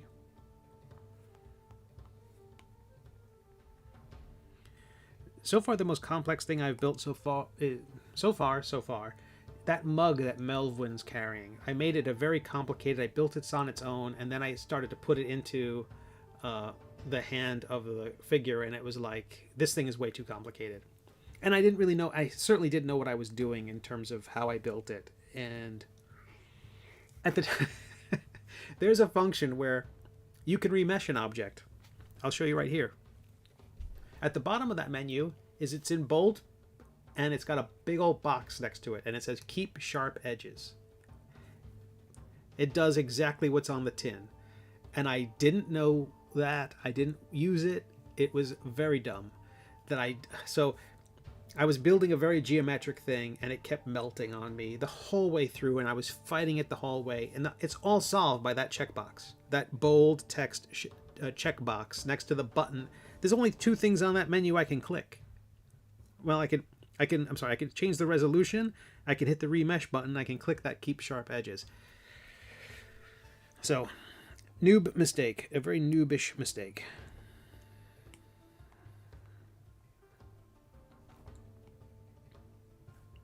But KV, it was really awesome.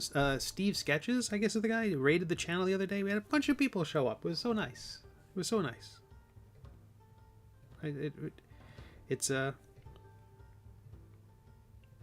I really appreciate the community here, and you very much included. I wish our streams overlap more so I could send people your way.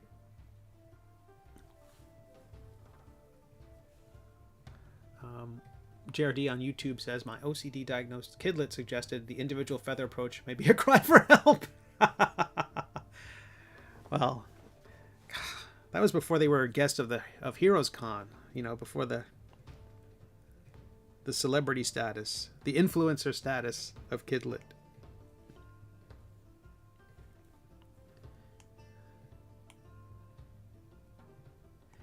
I'm certain they're just going to be at the show with their entourage. I'm not going to be able to get anywhere near them.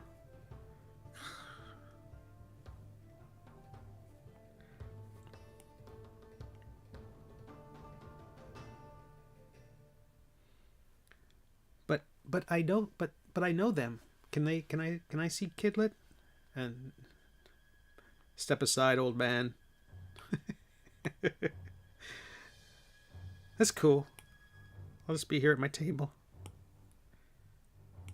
trying to convince Deadpool fans that they should read a comic about a duck.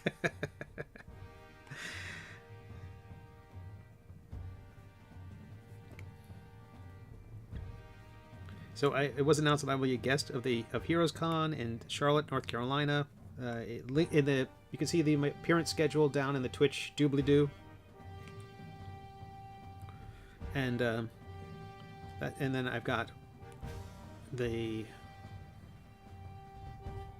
was it PalmCon in Palm Beach, Florida, at the beginning of September, and a week after that will be the Savannah Comic-Con in Georgia.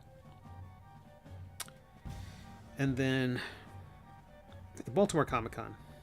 And I think that's it so far. So unless another convention calls me up and says, hey, come on out here, that'll be it for the year. And that seems like enough. Okay, select mask. Hopefully resetting my iPad did it. That was enough to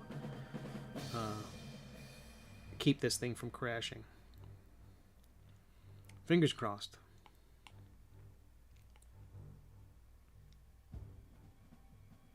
And if anyone's joining and wondering why there's just half a duck, the idea was I wanted to increase the resolution of this duck, of this half of it. And so by cutting it in half and then keeping the resolution nice and high, that resolution wasn't spread out over the full figure.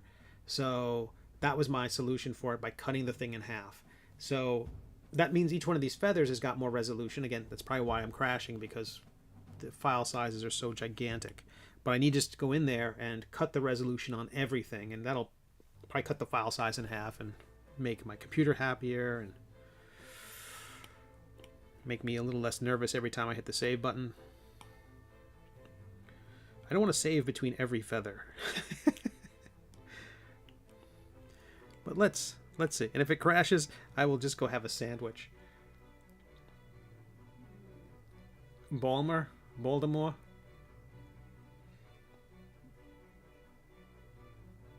Yeah, I just like the energy of what you've got. I mean, and also, Cape Geek, the idea that you've got, they're kind of there no matter what you do.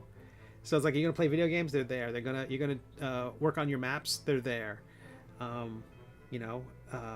Flavor text, they're there. It's pretty great. It's got a clubhouse vibe, like, or just like people are coming over and doing their stuff while you're doing your stuff. It's really cool.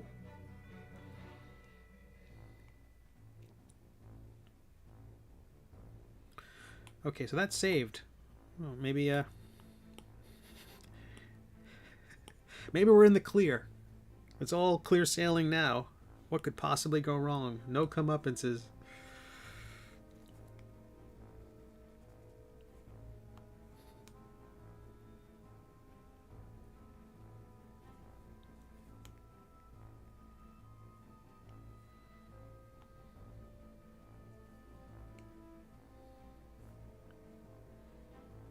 Okay, gotta find the right angle. Oopsie, I shrunk it down.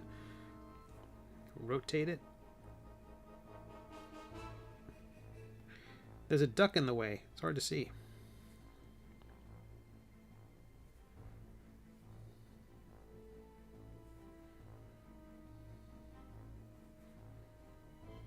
Oops, a little higher than the others. Maybe bring that down a skosh. Yeah, again, there's probably a much smarter way to do all this, and what do I know?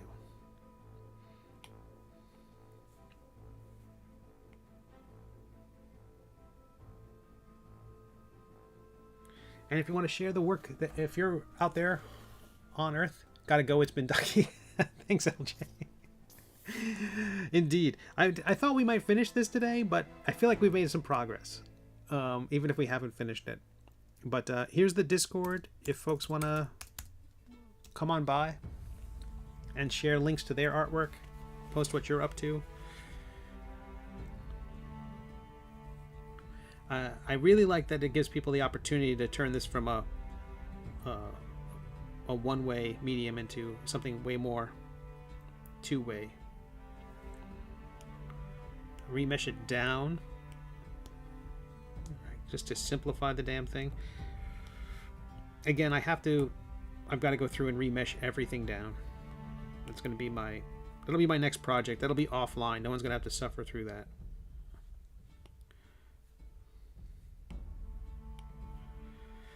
There really are a ridiculous number of feathers here. This is just insane.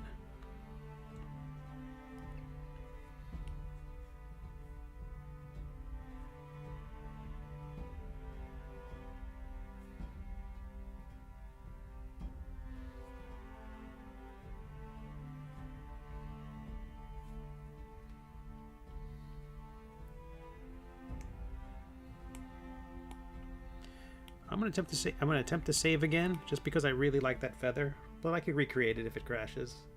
I'm a better person for having done it the first time. Okay, it worked. I'll just keep telling myself that every time I hit the save button.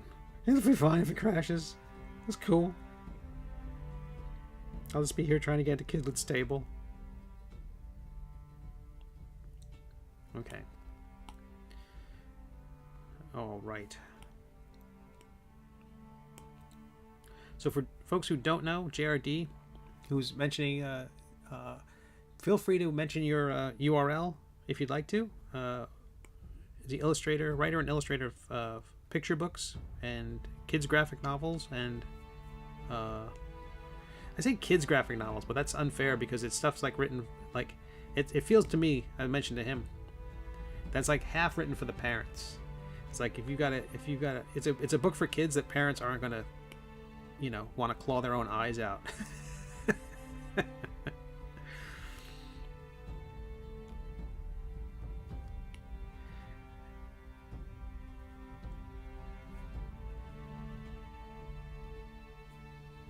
And the plan to debut a new book at Heroes Con, JRD?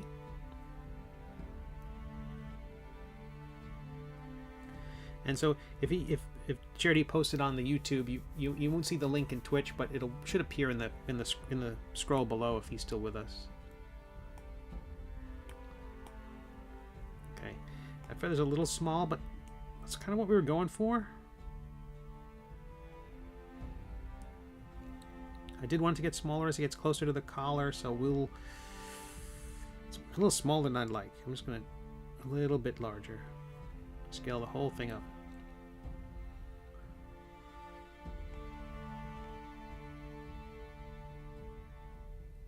Super simple.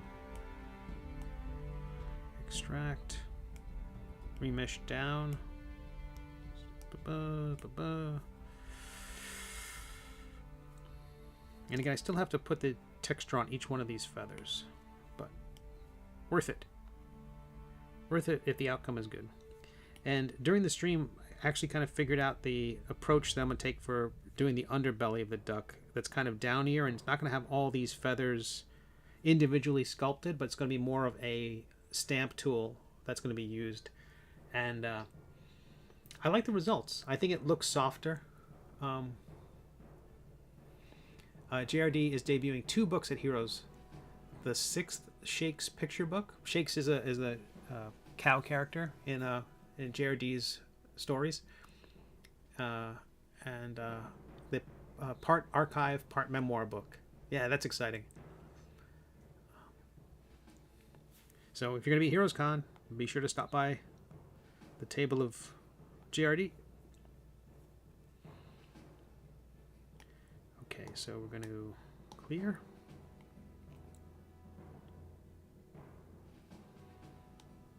Extract.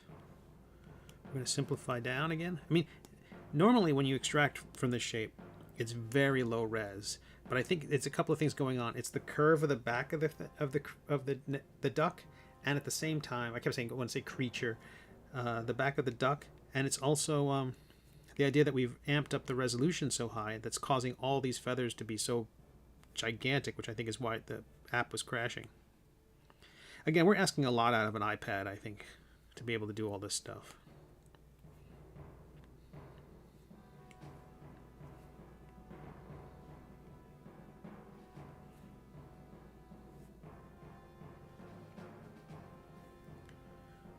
Sweet.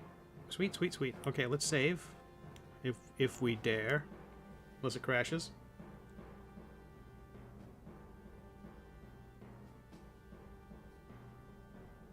It's still taking a while. This is a big file. How are we doing on time? 7:40. We're doing great. We're doing great. Haven't had any more lost frames. Ooh, my iPad is warm. It's doing a lot of thinking. Okay. What if I don't clone this just yet? No, I gotta stay ahead of it. Let's stay ahead of this thing.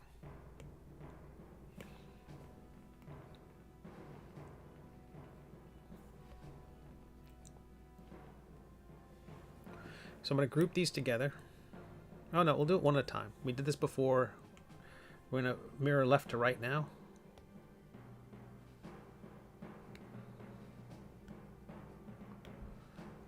As we're doing this, you see it appear on the other side of the duck. So this is the closest thing to time saving we have in this whole process. Is the idea that I'm feathering half a duck and then mirroring the feathers on the other side. And again, that's why when you're working on these models, keeping everything in the center of the universe, at least to start, is super... To me, I find that to be super important. Because it just makes this kind of thing possible. If this were off-center at all, rotated, tilted back in any way, the mirroring would be all wrong. I mean, at that point, it just couldn't do it.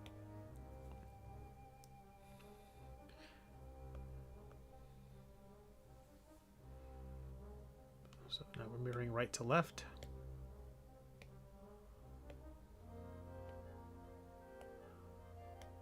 Now I have to treat this one differently. I have to duplicate it and then flip it. Because again, if I were to mirror it and they intersect, they fuse. And I don't want that.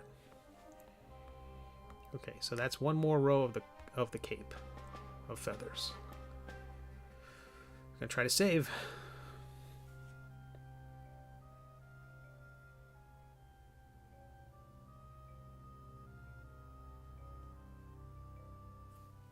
In the clear. Oof. Yeah. Oh yeah. YouTube is awful with links in terms of comments and in terms of... I have a video about, promote your webtoon and be sure to share a link in the comments below, and they all get eaten. Google, I think it's just to fight all the spam bots, because otherwise every live stream would just be full of Viagra ads. So I'm sorry about that, but do a search for J. Robert Deans in Google, and you'll find his work. He's also on Twitter, so I apologize that. Or yeah, that's probably the best way to go.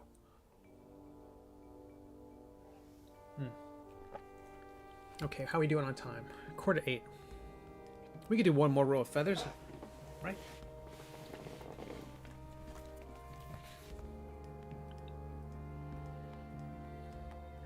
Again, they're going to be longer, and then they get shorter as they get closer to the nape of the neck. So we go to our select mask tool, be clear to make sure there's no other selections anywhere. Double check that front-facing vertices only. And it's a nice long... Ooh, it's a nice long feather to start. Gosh, I gotta watch this. I'm gonna draw on the shape here, just for... Oops, that's too thick a line.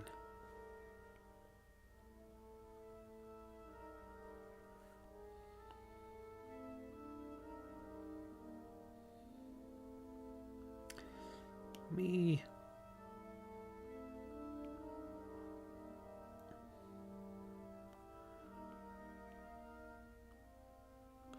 No, I think the duck collar goes like that.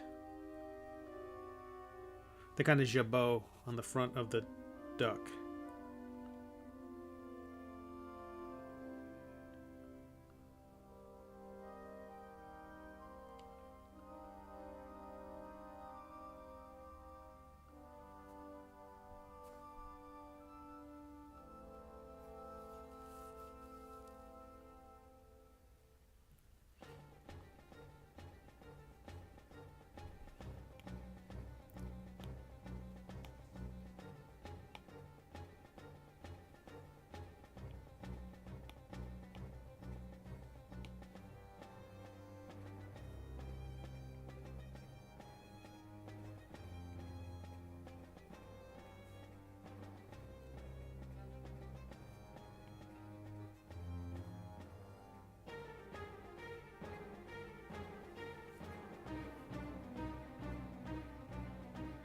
I think I'm going to cheat this a little bit and try to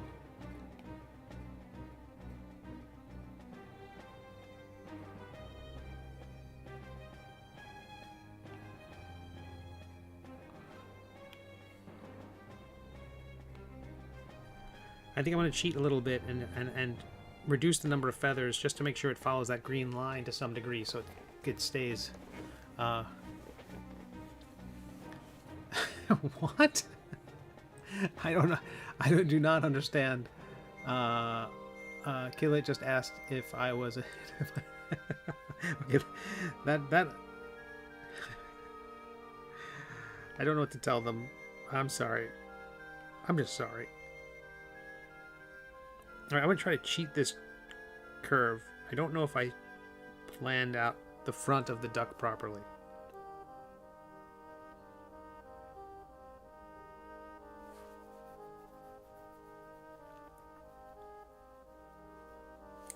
I can always smooth out some of the feathers. Do I take out a row?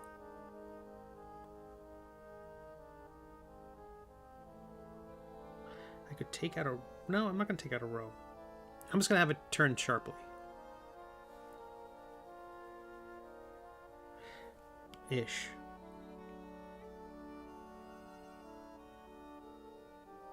I'm going to stick with the plan. These have to be longer feathers that get shorter as we get closer.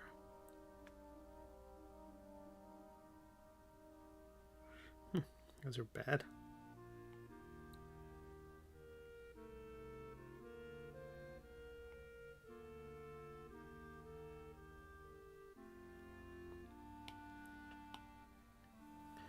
So I'm going to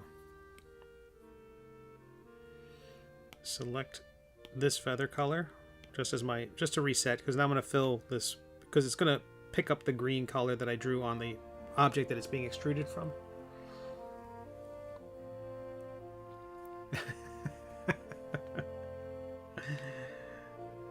Okay, so we're gonna go to voxel, bring it down a ton. That's ridiculously high. Turn off symmetry, solo, smooth.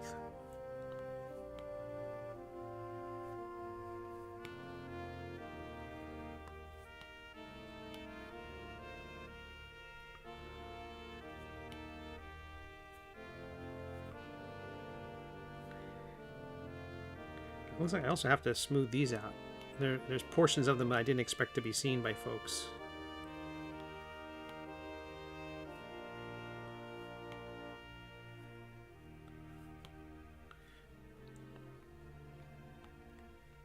Okay, sweet. I don't hate this,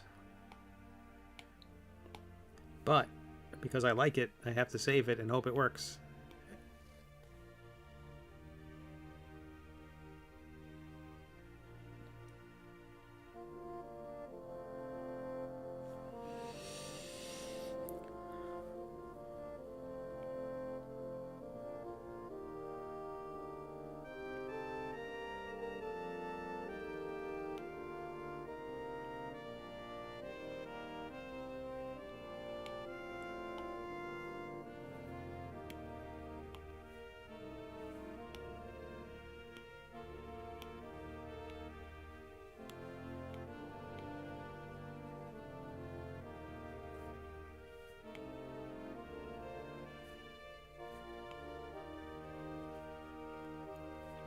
But thank you all for being here.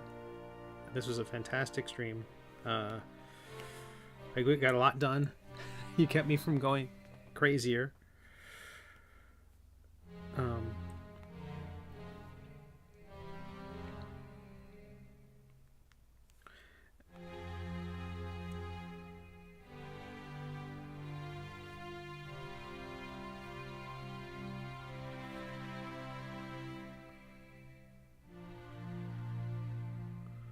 Sweet. Okay, we'll do select mask. We clear. We have the lasso tool selected. I'm gonna try to keep this vertical for the time being. Kind of follow that, respecting that green line that I've got to build toward now. Extract. Smooth. Remesh down. Solo.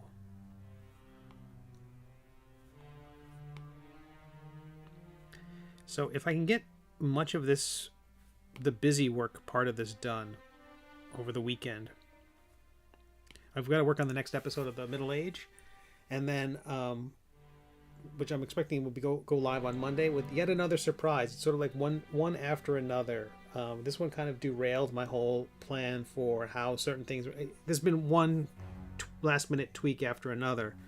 I think this is going to happen. I think it's happening in a way that I'm going to be very happy. Fingers crossed. But then Tuesday we'll come back here and work on this. I might just be modeling accenting each one of these feathers. I will have simplified the model down, hopefully, so we're not crashing.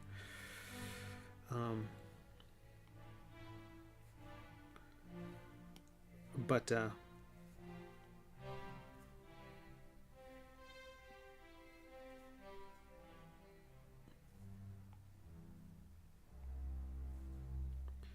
that'll be the plan for Tuesday, to come back here and get this thing closer to finished.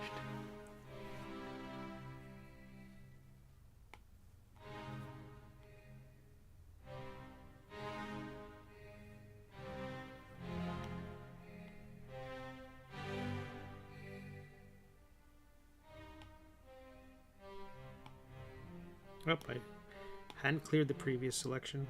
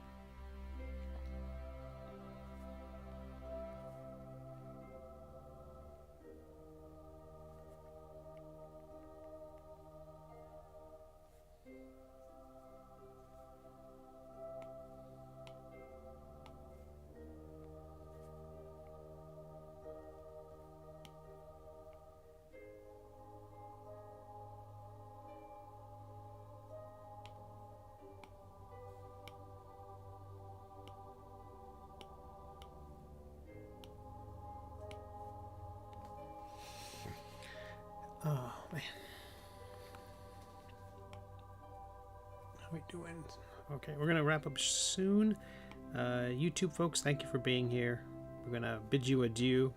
And then whoever's left on the Twitch, we're going to go raid somebody. So Tuesday's raid, with all those folks who came over from Steve's Sketches, we all raided someone who was just signing off. That's like, I've only done like raids 4 or 5 times, and that's what it's been like every time. Every time I raid, it's like, oh, they just left. Or they're just saying goodnight to everybody. I do think there's a certain value in, if you're on Twitch and streaming, that you want to stay online. Like, you want to end your broadcast at the half-hour mark or something like that. Not the even hour mark, because people like me will end it at 8 and going to go somewhere. So if you end at an even hour, you're probably running into, you know, you're going to miss out on more raids.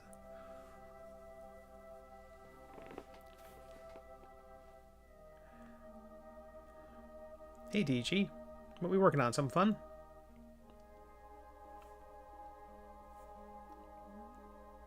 Well, something fun, I hope.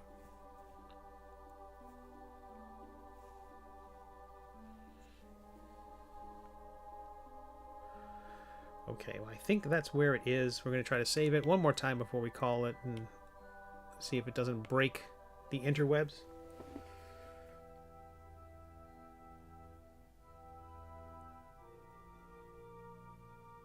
Come on. I believe in you. Yay! Fantastic. I'm going to clear off that belly. I think I know where the feathers are going now. They're kind of going straight vertical to expose more of the neck. Even if I have to take those feathers that actually are touching the ones that are closest, even if I smooth them into the body, I think that might work. So we'll see.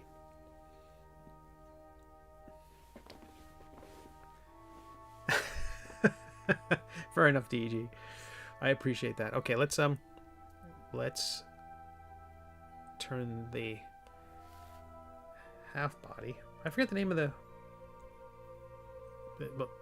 it's very grisly. The complete body. We'll turn that back on.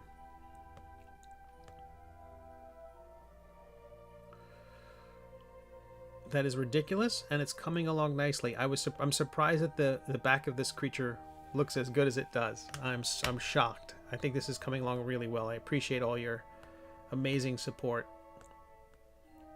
Take an image like that to show it off. Let's do that. I'll take a screen capture of that. All right, wonderful YouTube folks. Thank you for being here. Twitch folks, if you're still here, we're gonna go raid somebody, and let's find somebody fun to visit. YouTubers, you're amazing. Much love to you.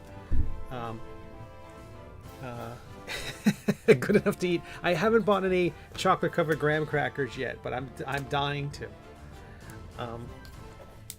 All right, so YouTubers, thank you. I will see you on Tuesday, unless there's a bonus stream or something over the weekend. But you're marvelous. And Twitch folks, hang out a moment.